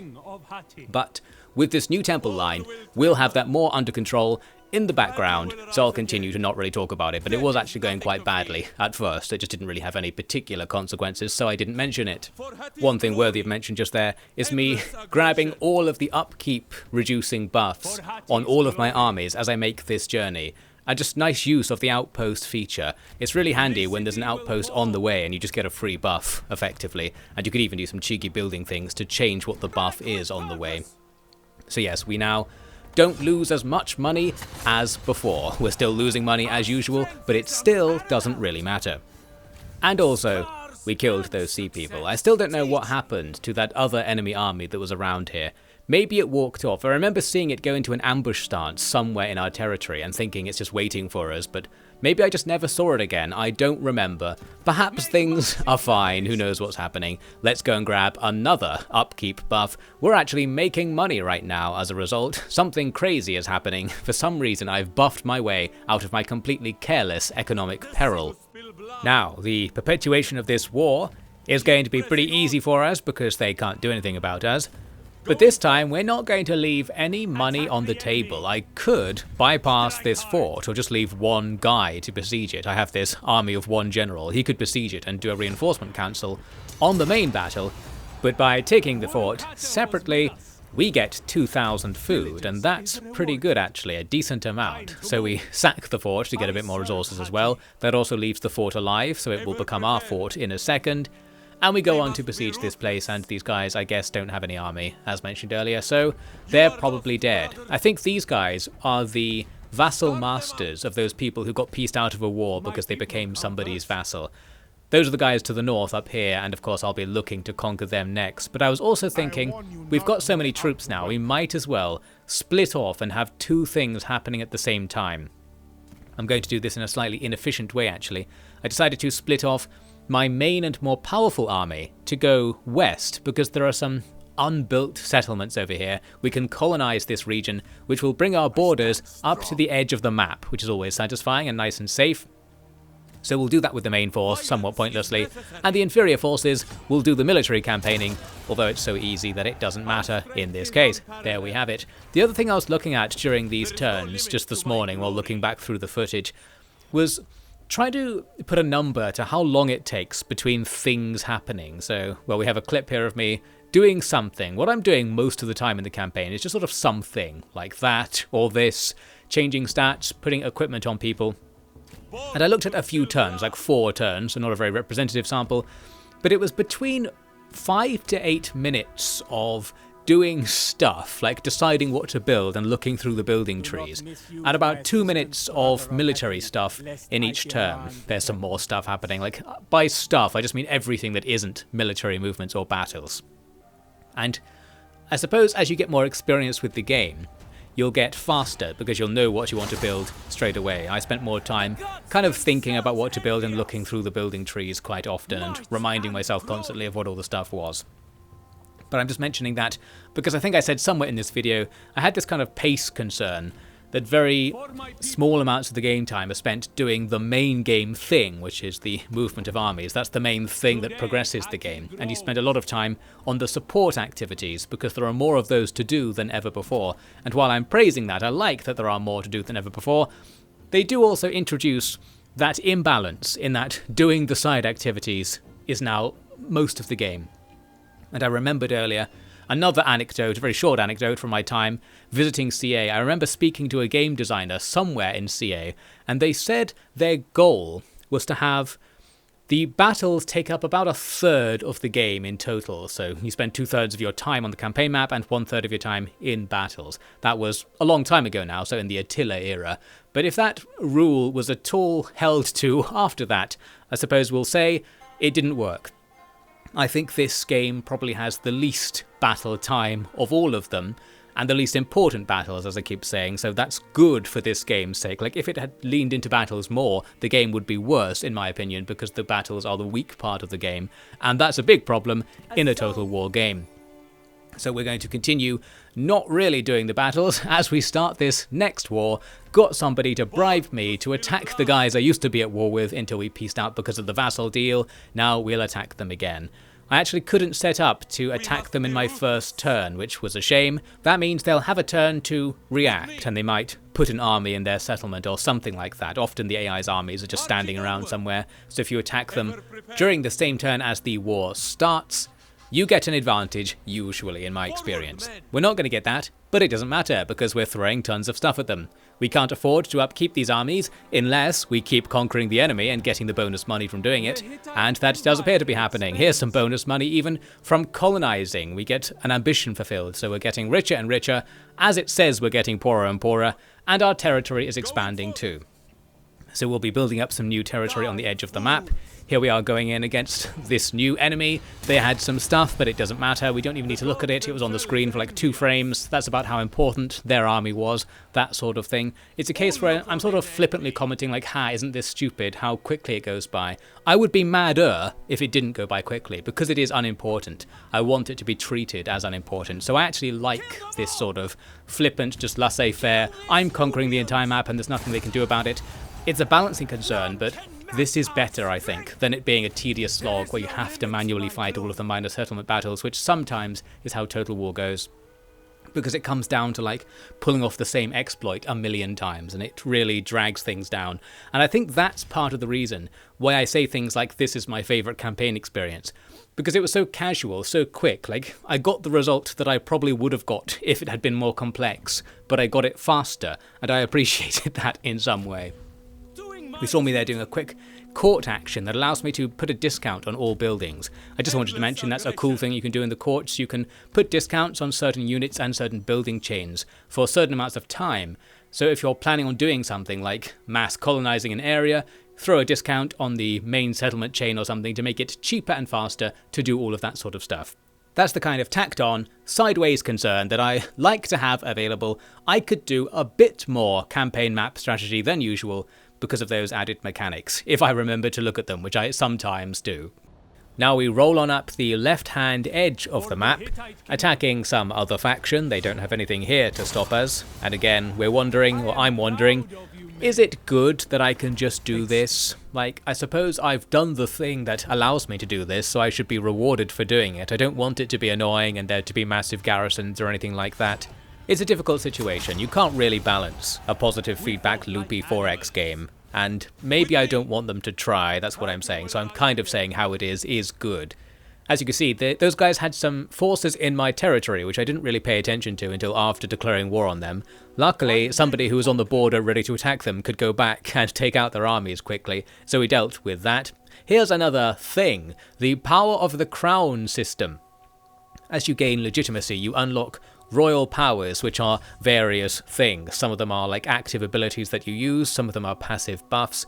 I took something to help me with getting vassals that I don't think I ever used, and something that allows me to level up generals for free every 12 turns. I probably picked that because firstly it's kind of passive, like it's not anything I have to really worry about and remember to do, and secondly, taking general level ups allows you to buff your campaign movement range and your replenishment. The things. So that's a roundabout way of me getting what I want. And I liked that there was some way of doing the thing I wanted to with that mechanic, even if it wasn't necessarily directly doing what I wanted it to. Here's me using a mechanic to do something else. I'm going to use this gratitude system to make an instant build of a thing that normally takes a while to build, so a nice use of it. We saw there I had max gratitude. That's why I want to have that gratitude on the main UI, so you can see when it's maxed out and use it when you have it. So we're just floating gratitude, but I used it there to get a rank 5 city.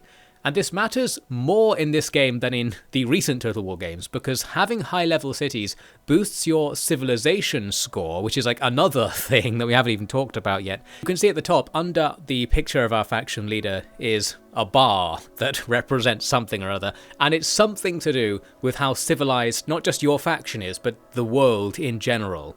So you can get certain buffs by going to save other factions from being destroyed by the Sea Peoples or something, to preserve civilization as a whole, because various economy things depend on the civilization level of the world, and certain techs change based on what the civilization level is as well.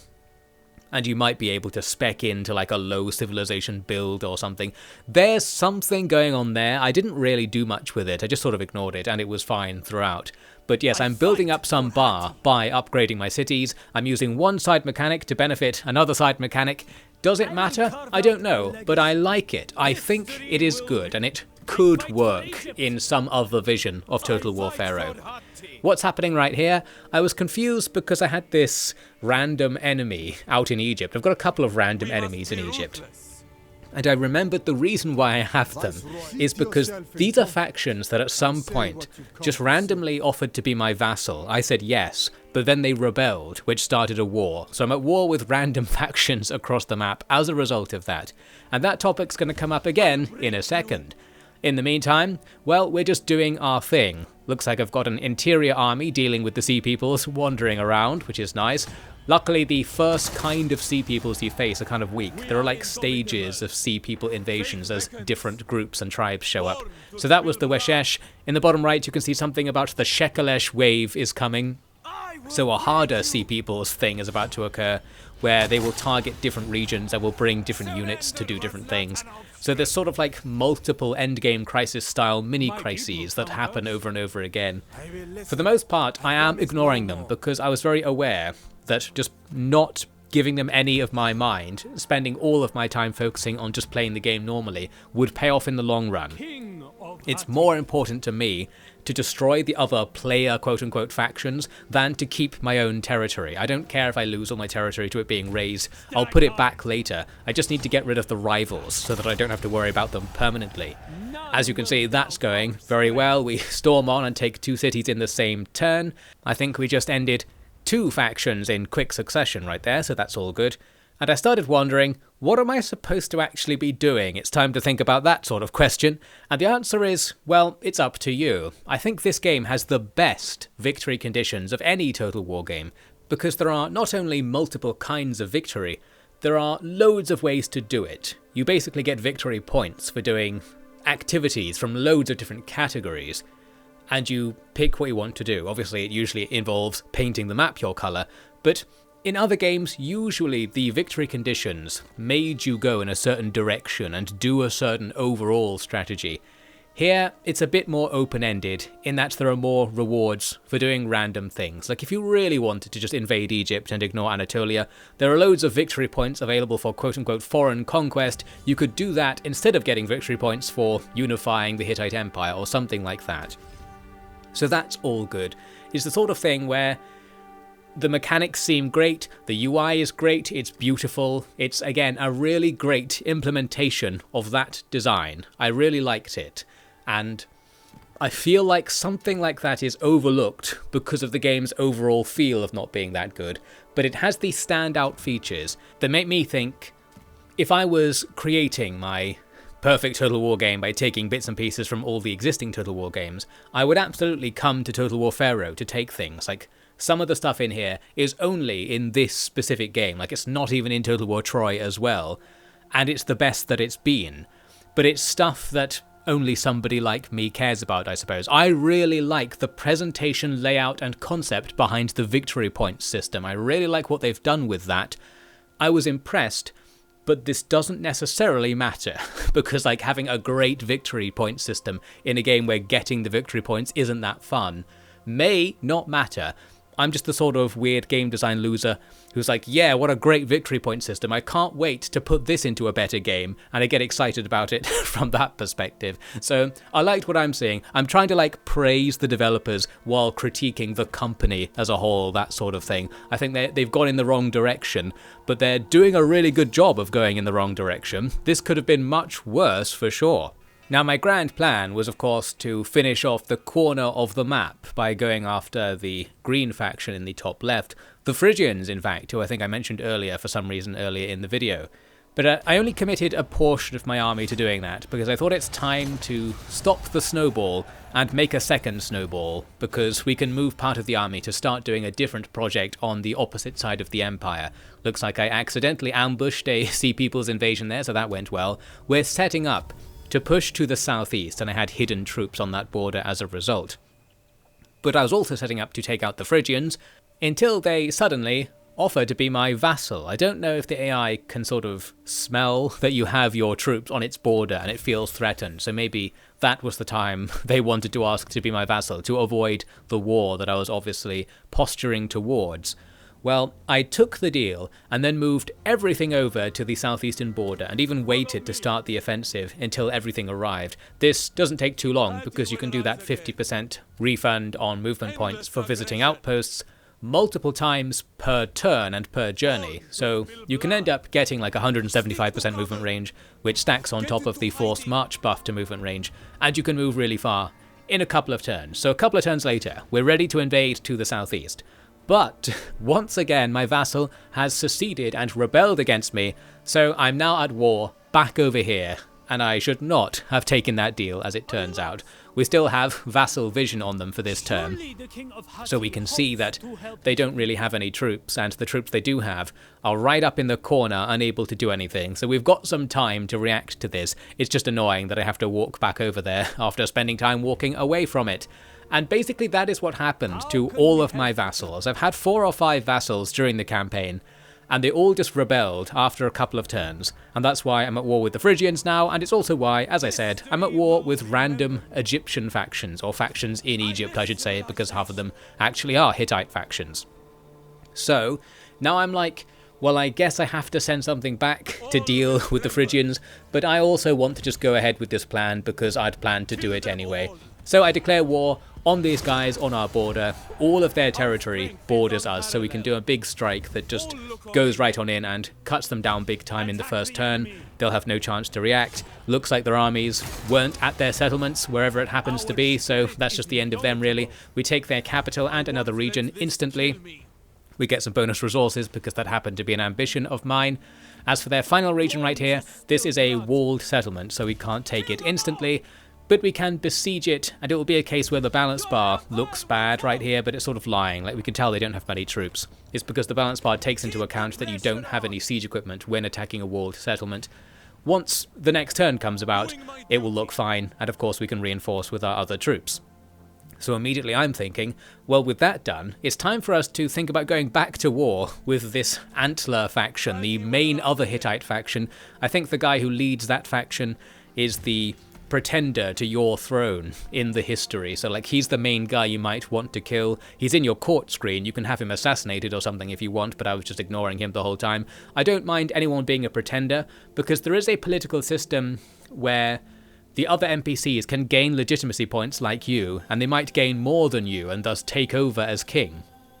But because I was conquering so much, and you get a few legitimacy points every time you win a battle, none of the other Hittite politicians have anything approaching my legitimacy score, and I think that just means they're not allowed to contend for the throne. So technically there are like pretenders listed somewhere in a sort of permanent civil war system, like they might try to overthrow you, but they are de facto neutral to you. You work alongside them in the court system, even if they're not in your faction. Here's the guy down here sitting in our territory suspiciously. We'll have to do something about him. And broadly speaking, we're fine politically. And I kind of liked this as well. Here, look at the system as it happens, because it was easy enough to deal with. Like, I don't have to do anything too tedious, which is the accusation I would point at something like Total War Attila. But there were still lots of options, and it felt like something was happening as well. I guess I don't quite get why, like, I'm the king of the Hittites and the other Hittite factions aren't vassalized to me or aren't allied to me. They're in my court and I can command them to do things, but they're a separate faction to me. I didn't quite understand the politics of how this is supposed to be working. But maybe it's because I don't understand the politics of Bronze Age Hittites at all, like most people, I suppose. Who knows? I just kind of liked, again, what was happening there, or at least I liked it more than in other Total War games. If you wanted to do a politics system of some kind, I wouldn't necessarily say that Total War Pharaoh has the best one, or one that should be copied entirely this time, but I'm like, yeah, I liked the vibe. Maybe I just like the UI design. That has a huge impact on my opinion of features, if they're just really well implemented in terms of UI and UX, which they certainly are in this game. It's been done well from that perspective. So let's praise that as well. There's another thing that's secretly good about Total War Pharaoh that people are probably ignoring, possibly legitimately ignoring, because it doesn't matter that much in the grand scheme of things. Plenty of features that would be a great support for a great game, would make it even greater, but are unimportant, I suppose, in a non-great game, because they're activities that only matter if you're staying for the main gameplay. Time to go after these guys again after we crush those other guys. I don't remember what most of the factions are called, and it probably doesn't matter. Here, unfortunately, I can't get the 50% movement replenishment by stopping at a fort, because I think forts are the only outpost type that doesn't do that. So my advance from the west here won't quite make it to this settlement this turn. Does that matter?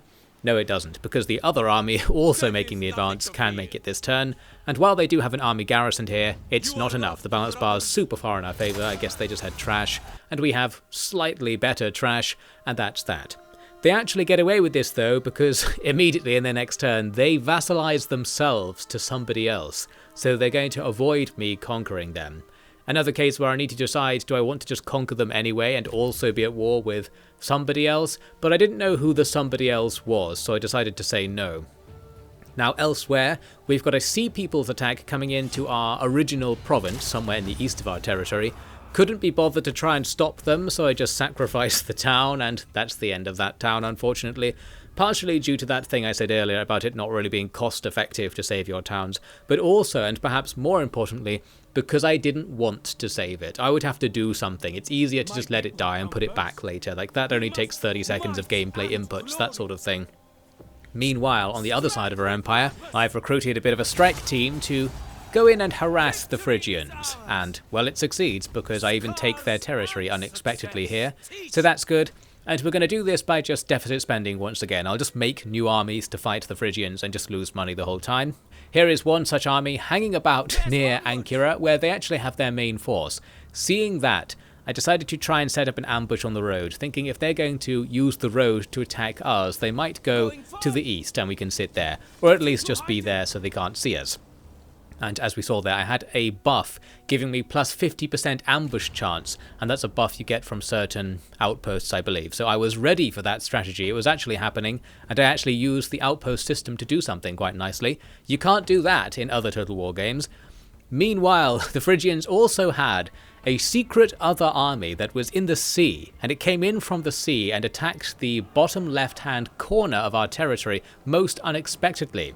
I actually bothered trying to stop them this time, so that's nice of me. I had a plan because they had a lot of their units separated from the main army, and there are tons of skirmishers here, so it's a case of trying to get the skirmishers into melee while the other melee units are just distracted. The thing is, I don't have enough units to do this properly, so I'm relying on the skirmishers dying fast enough, and it's not quite happening because as one unit kills one unit of skirmishers in melee, another unit is throwing jabs into the melee, and we see here our general's bodyguard takes vastly inferior trades against this skirmishing unit as a result. We lose 2/3 of a general's bodyguard to kill half of a skirmishing unit because other skirmishers are present just throwing into the melee. So it's not going that well. We need to keep the enemy moving and just corral them around and somehow commit to a fight where we will eventually win, and also take advantage of the fact that the thing that allows the enemy to escape quite easily, the fact you can just run out of a melee, is helping us as well. We can run out of that melee right there to get another unit freed up to try and deal with the situation overall. Meanwhile, there's theoretically another battle happening on the other side of the map that I don't have time to look at right now. Here's what that ended up being. We're just holding the enemy at our final capture point, using the slingers in really close range attacks where they can throw up into the air, and I think those attacks don't get any attack penalty, so it's fine to attack over your own units at really close range. We do win that annoying battle out in the distance, and the survivors will come to reinforce the main fight here. This actually looked like it was going to work out for us, because you might be able to tell there are a couple of glitched enemy units. There's a group of 3 units stuck on a corner somewhere in the background, so we actually had an easier time holding this point, but we still don't have enough units to do it properly. You can see we've got one flank very exposed where skirmishers are very glitchily and ineffectually attacking our slingers. They can't throw properly because they're blocking their own line of sight with their formation. Essentially the AI is doing everything wrong, but they're still winning. And I suppose that's what was annoying me somewhat about this battle. I just couldn't catch a break here. Tried to attack the skirmishers with my sword unit, but they routed. And we're sort of holding the enemy's last melee unit off here. We've almost killed all of the melee troops and we've killed half of the skirmishers. But even now, we don't have the strength to hold on, and we get a chain rout soon enough. And that was with 3 of the enemy skirmish units just glitched in the corner. So I was unsatisfied with that. I sort of thought, again, like, I felt like I did the right thing, like I felt like I played the game. I did the thing, right? Why didn't anything good happen? That sort of thing. We got the same result as what the auto-resolve was going to give us, which could be interpreted as a praise for the auto-resolve. But I was so annoyed. We didn't kill any full enemy units, so they'll be able to replenish after this. 1 unit's down to 4 troops, and it's still alive, so that's something I touched on way earlier. You need some kind of system that overcomes the cheapness of replenishment by having units get deleted if they're nearly killed. There needs to be an easier threshold to reach. I believe the threshold is more generous for the side that wins, but it's still too generous in this case. So while it might have been fun to do a last stand and have it matter what I did in that battle, it didn't matter. I should have auto-resolved that and just carried on straight to this fight, which is what's happening next. We don't get that ambush I was going for, unfortunately. They did see us, and once I realised we can't just automatically win with an auto-resolve, I thought, well, I don't want to fight them here, because this is a situation where winning isn't very strategically useful to us, because we're in their territory, in their turn. any damage we inflict will be lessened, and it will cost me so much damage to inflict that damage, I probably won't be able to also fight and defeat their garrison army without first going back into my own territory, and that would make it take longer and screw me over more on the replenishment. Basically, we've got a fight where it's not really going to matter too much what the result is, but I had no choice but to fight this one, so let's actually do it, and I even used some actual tactics again. I've got this situation where I can line up in a forest, which, as mentioned earlier, probably doesn't do anything because the enemy are clearly able to see me. They're just attacking my position, so we didn't get any ambushes. But what it does have is a bunch of cliffs on the left side of the line, where the archers can stand relatively close to the action and not be vulnerable to melee attacks. So we can constantly have archers shooting into parts of these fights, and that's going to help us out. We're also doing a thing where we swing around on the left side. The enemy were also swinging around on their right side, so it didn't quite work out, but we did manage to get some kind of flank attack going around the cliffs, protecting the archers, and on the right flank we're protected by more cliffs and the edge of the map. So we have great positioning here. It's just a case of whether this is going to do anything once again. We end up fighting the enemy's main blob on multiple sides, and there are other smaller blobs we've got surrounded and outnumbered. So the hope is that those smaller blob fights will be over faster, and then we can throw everything into the main blob and have them totally surrounded and just beat them down in this fashion. Doesn't quite work out like that because the reaction to what you do is slower. I guess it's naturally slower in Total War, but it's slower than in other Total Wars as well. That is to say, pulling off a quote-unquote winning move, where you surround an armoured unit with anti-armour units and attack them from two sides and just feel like that should be the end of that unit, just rout, go away. Because it takes 1 to 2 minutes for that to happen, you sort of can't rely on that to do something in the near future, so I'm kind of waiting here for a chance to arise for me to get something from this strategy. Looks like my chariots died against some enemy skirmishers far off in the distance, probably because we're in woods there. I'm guessing the woods debuff your chariots. It did that to cavalry at least in older Total Wars. I don't remember in this case. A bit later, we've won some of those smaller fights, so it was happening in the end, but there are more to do because the enemy have these loose units walking around. These were units that I distracted earlier. I had one unit run off into the background chasing somebody, and a couple of enemy units chased after them, which is an ideal situation because that one unit in the background effectively quote-unquote defeated 3 or 4 units by actually killing a couple on its rampage, and the other ones were just not in the fight, so they weren't there participating, making it easier for me to get these surround and pounds.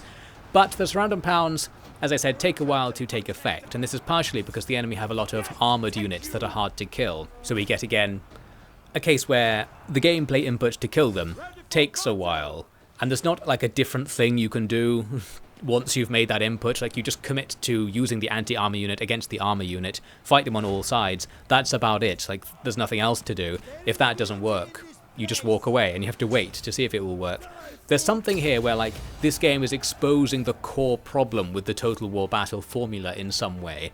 It just seems worse than normal. It's hard to really pin down what it is I don't like about it. They do benefit from the maps being cooler than usual. There's more stuff on the maps than, say, in Attila or Rome 2 in those days, where the maps were generally just nothing. So that's good. It feels like I'm doing strategies using the terrain, but I guess it doesn't feel like I'm doing anything else but that. There's still nothing else to do. It's almost like the AI is too good, even. You could say that because the AI isn't doing its stupid blob strategies like it usually does in older Total Wars, you have fewer free units because 2 armies of 20 units end up just being 20 1 versus 1 fights. Well, not actually, but you know what I mean. I'm getting at something where the 2 blobs fight each other, and you're limited in what you can do because you've got no free elements. There's no the one unit that can definitely win quickly and move on to do something. Like in, say, Fire Emblem, this is a very vague allusion to a different game design principle. There's this idea that in a strategy game, you should have one element that will always succeed at its task, and that's what you are doing. So in every turn, in every phase of the combat, you can always feel well, at least I can definitely do this one thing, because the game gives me one overpowered unit or a player character or something that will always succeed at doing one thing. Doesn't matter, I got distracted once again. What I was supposed to say there is that we end up actually defeating the enemy, because even though we only got a close victory and the enemy replenished, I attacked them immediately and besieged them. They tried to counter the siege, and for whatever reason the balance bar was super far in our favour. The auto-resolve result wasn't representative of that, but we still won in the end just about, so it doesn't matter. And we did take their town, so despite my complaints about that being a strategically useless battle, it got the result I wanted in the end. I'm just pretty sure I would have got it in another way without fighting the battle if things had been slightly different. Or I guess I just wanted the ambush, I suppose.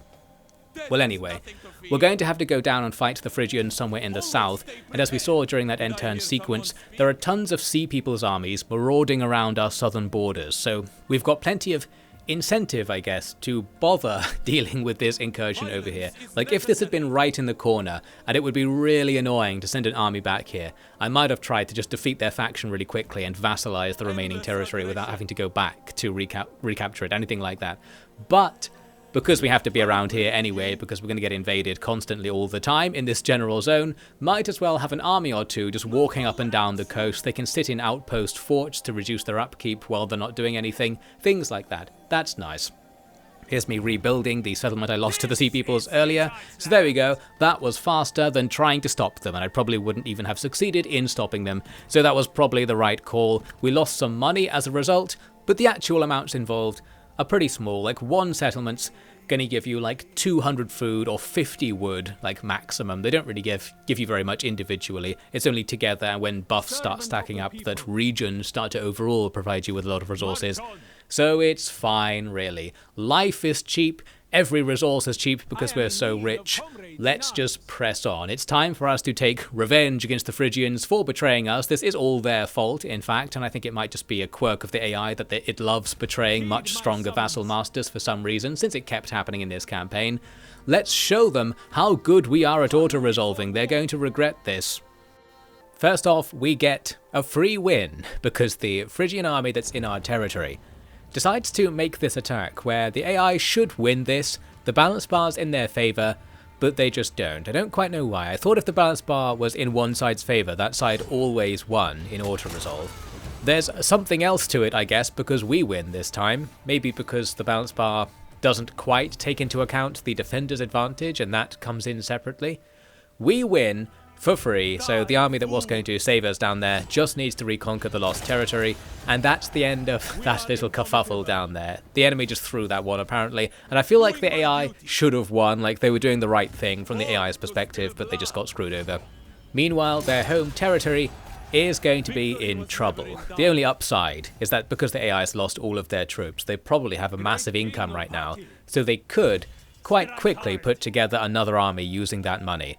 But there are recruitment limits of 2 to 3 units per turn, and they've got 2 to 3 turns of life left in them, so they probably can't come back from this. I'm giving them too much credit. They have no chance whatsoever. They might as well just vassalize to me, but that's not how the AI works. So as we move on, we basically fight a whole bunch of Sea Peoples down in the south, and I had prepared for this by rushing a bunch of production. You can spend money and those generosity points or gratitude points on that other menu somewhere to make buildings happen fast. And I basically took one settlement and made all of the different kinds of building that give you different garrison units. So I have a full stack of troops in this random minor settlement that was surrounded by Sea Peoples, thus preventing it from being taken by the Sea Peoples. And then we win! This cutscene is because we completed the game. This happened very suddenly. And I guess this is an unavoidable issue because the victory point system is ticking away in the background. We're achieving things that get you closer to victory, and if you're not paying close attention to that, victory just sneaks up on you. The easy solution to that, and the obvious solution, I will put it to you, is to have the victory points bar be on the main UI, because that's where it needs to be, because it's like the purpose of the entire game. There's no point having that in a separate submenu. Just put it underneath the stuff at the top so you know how close you are to winning. And then I wouldn't have been surprised by this, and it just reinforces the rewardingness of doing stuff if you actually see the bar going up as you do something. Anyway, UI rants can go on forever in these games, but this game's UI is overall pretty good. There's still some more stuff they could do, some easy stuff as well, I think. Well, we have won the campaign, as it turns out, and you get the replay thing where it shows you how the territory changed over time. I guess we just conquered our part of the map. Nothing too dramatic happened in this campaign. The only major event were inefficiencies caused by me walking back and forth across my territory, but as mentioned, this is the game where that matters the least. So we just did the thing. Nobody even came anywhere near to contending with us, I suppose, and that means there's no like epic ending or showdown or sort of sense of finality to what happened. We've got to the point when we could auto-resolve everybody on the map, especially after taking Anatolia. It'll get easier because you go down through the Levant where everything is choke pointed, so it will get easier and easier to concentrate and just mass trash to kill everybody. And then after that, well, doing it to Egypt would be harder, it would take a long time, and it doesn't do anything at this stage in the game. You can get a bigger victory, that's what it does technically. And we see here the bar where your victory can go up as you get more points and you get the major and ultimate victory. This doesn't do anything other than allow you to say you've got the major victory, but this is a kind of game where, because it gets easier and easier the longer you play it, there's no glory to be had in reaching the higher achievements in-game, because they're easier than the lower achievements. So I think just grabbing the minor victory is fine by me. You can see some of the things you can do here to get victory points, and we're missing millions of them. I only had 1 out of 40 victory points for landmarks. So I don't know what it was I wasn't seeing on the map that wasn't impressing my people. There are some landmarks to find somewhere.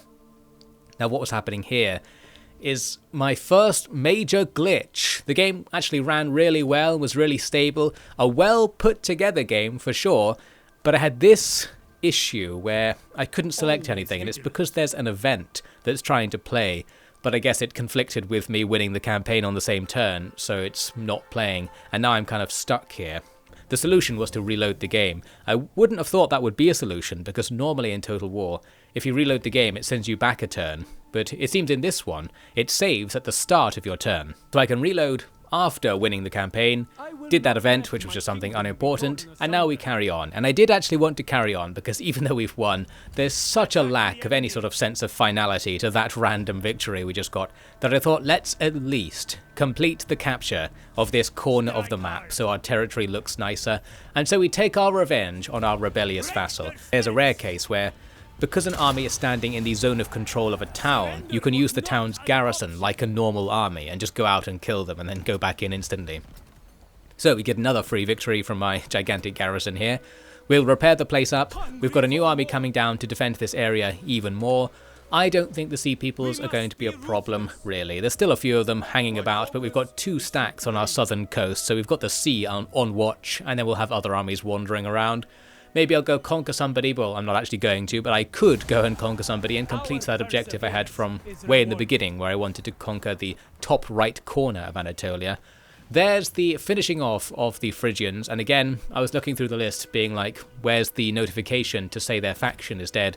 Their faction isn't dead. As you see here, if you're looking really closely at the bottom of the screen, they're down there. The Phrygians also own tons of territory deep in Egypt, for some reason, so more shenanigans potentially related to that stuff from the beginning. Well, for now, we've got our big block of continuous territory. It's nice and neat. We've done some good map painting. We've got lots of quote-unquote safe borders that are up against either the sea or the edge of the map, and those things can provide enemies, but they're less of a risk than a faction being there, so it's pretty safe. We, from here, will have a much easier time, and you might note that things went pretty easily up to here, so to say it's going to get even easier, well, that means a lot now. We have basically done the harder victory conditions. I'm just not actually going to do them because I'd have to click the mouse a bunch of times. I don't think any gameplay challenge stands between me and those victory objectives anymore. So there you have it. Guy with tons of Total War experience completes the game on normal difficulty, and it's relatively easy. Who would have thunk it? Well, as I said at the beginning, I don't like the higher difficulty, so even if it would have been harder, it would have been stuff I would have been complaining about because it was too hard. Because it's hard in a sort of annoying way, like the AI is just cheating, and I think the battles would have been less fun on a higher difficulty level because for some reason I found them hard enough on normal. It felt like my plans weren't working and the enemy were doing a really good job of killing me even in balanced engagements. On hard, where the AI units are just made artificially more powerful, that would feel even worse. It would feel even more like I'm not doing stuff to them every time I tried to pull off some maneuver. Well, I suppose let's have the final thoughts about this game. which I've basically already given. I think the final thought is, well, the thing I said near the beginning, where it's like good campaign, bad battles, and it could be the case that bad battles mean that good campaign is bad. It doesn't matter anymore. You can't make up for a bad battle system with a good campaign system, because that's just not a Total War game. But as I also said at the start, I'm sort of contrarian in that I didn't really mind that very much. Looking back on it, I kind of remember this game as a fine 4X strategy game. I'm sort of thinking, like, if this game didn't have its battle system, and it wasn't called Total War, there would be no problems with this game. I would just be like, yeah, it's a really well put together but simplistic 4X strategy game of the paint the map mold, and it's basically fine. Like, I felt like I had fun playing the campaign, and maybe the battles brought it down somewhat. As I complained at some point, I think the turns take too long because there's too much to do, but if the game was just about the campaign map, maybe I would complain less about there being so much to do on the campaign map. I don't really know. I feel like probably somebody at CA also doesn't really know what they were supposed to do. Like, how were they supposed to make this good? They're probably thinking. We know from the sort of leaks coming out of the company that the entire process is so filled with technical difficulties and what they call tech debt in the industry that it's basically a miracle they were able to make this game. It shouldn't have been possible, and nothing better is possible. Like, this is the absolute limits of what they could achieve. They simply can't make better games for internal reasons. That's the leaks coming out from the developers, basically. And it would cost the company a lot of money to solve that problem because they didn't solve it in the past. That's sort of how tech debt accumulates. You make programs to make other programs, but if the program that makes a program has a problem in it, everything it makes has a problem. And then if you take the problematic result and turn that into the program you're going to use to make the next program, which is how Total War's development cycle works, like each game is made by using the previous game, and the previous game has problems it inherited from the previous game, having problems it inherited from the previous game, and you get to the point when you can't change the code. It will just break if you change the code in any way, so you can't make a new game anymore. And I think that's why Total War's just in trouble. They're stuck here now. They can get out of it by spending money. They probably don't want to.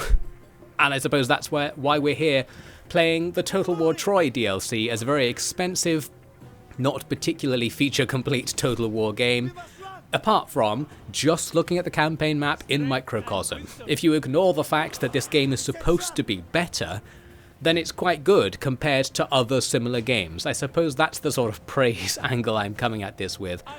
While people are saying it's the worst Total War game, blah blah blah, I still had a fine time with it, not really thinking about it as a Total War game, and this is why I said right at the start that I feel like I'm benefiting from my really open-minded perspective that usually makes games seem worse to me. This time it made a game seem better because I wasn't expecting more. I didn't think it should have more based on any preconceived expectations, I suppose, although I'm not quite sure. I walk away thinking I wouldn't mind playing it again, which is the same thing I thought about Total War Troy, and it's not what I usually think about most games, so it's got that going for it at the very least. It's not as bad as it's cracked up to be. It's at least a 6 out of 10. It's fine, a really well-made, okay game, and the well-madeness makes that okayness sort of bump up a bit. Let's give it a 7 out of 10 because the quality of the okayness was really high. A great, not great game. Well, CA, you're gonna have to pick one of these quotes that I've made in the video and slap that in your marketing material. I think I've made a whole bunch of backhanded compliments of various kinds. I had a decent time playing this game. Even though the campaign was uneventful, it was pretty boring all told, but I enjoyed playing it for one reason or another. I think I'm just a broken person. This broken man who just doesn't want anything interesting to happen was really happy with how boring the game turned out to be. I liked clicking the button, I liked making the number go up, I liked the relaxing music in the background. I wouldn't agree that it was a good choice, but I liked it. Like, if I was making this game, I would be sort of worried or anxious that I'd made a wrong choice there to have put that music in, but I personally liked it. So again, another confusing comment to make. I don't know, the vibe of the game was good for me, and I was like, that's nice. And I walk away having not really had that much enjoyment, but still having happy memories of playing it. And maybe that's all that matters in the end. But I suppose what actually matters here is the fact that I got this game for free. And if you told me to buy this game, I would say no. So at the end of the day, is the game worth it? I'm happy to say no to that. But as a free experience, which is how I experienced the game, because I'm somehow just about on the periphery of CA still, that I get free products from them, I was like, that was fine. It only took about 10 hours to complete the campaign. It was fast. It was over before I got really bored with it. That's fine, walk away. But no, I probably wouldn't spend any money on that for sure. So I think from the normal player's perspective, a lot of what I'm saying should be tarnished by the fact you have to pay to do it.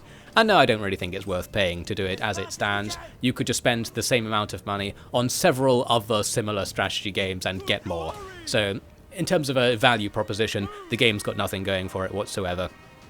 But if you can somehow acquire it for free as well, give it a play. That's a good review, isn't it? It's worthless. 10 out of 10. I don't know what I'm saying, so I might as well stop. That's Total War Pharaoh. Maybe one day I'll play it again. I think they've probably cancelled all their DLC plans and stuff, but I felt like I wanted to play as Egypt and get the other experience in the game. I probably won't bother, but it's nice that I wanted to, and I guess it's nice that I got it for free. Thanks for the free product, CA. I tried to give you some positive marketing there, didn't I? I think I failed, ultimately, to give you a positive marketing review, but you know, to some extent, you gotta give me something to work with. And, you know, maybe there's something here to work with, but it's not quite enough. I'm out of here.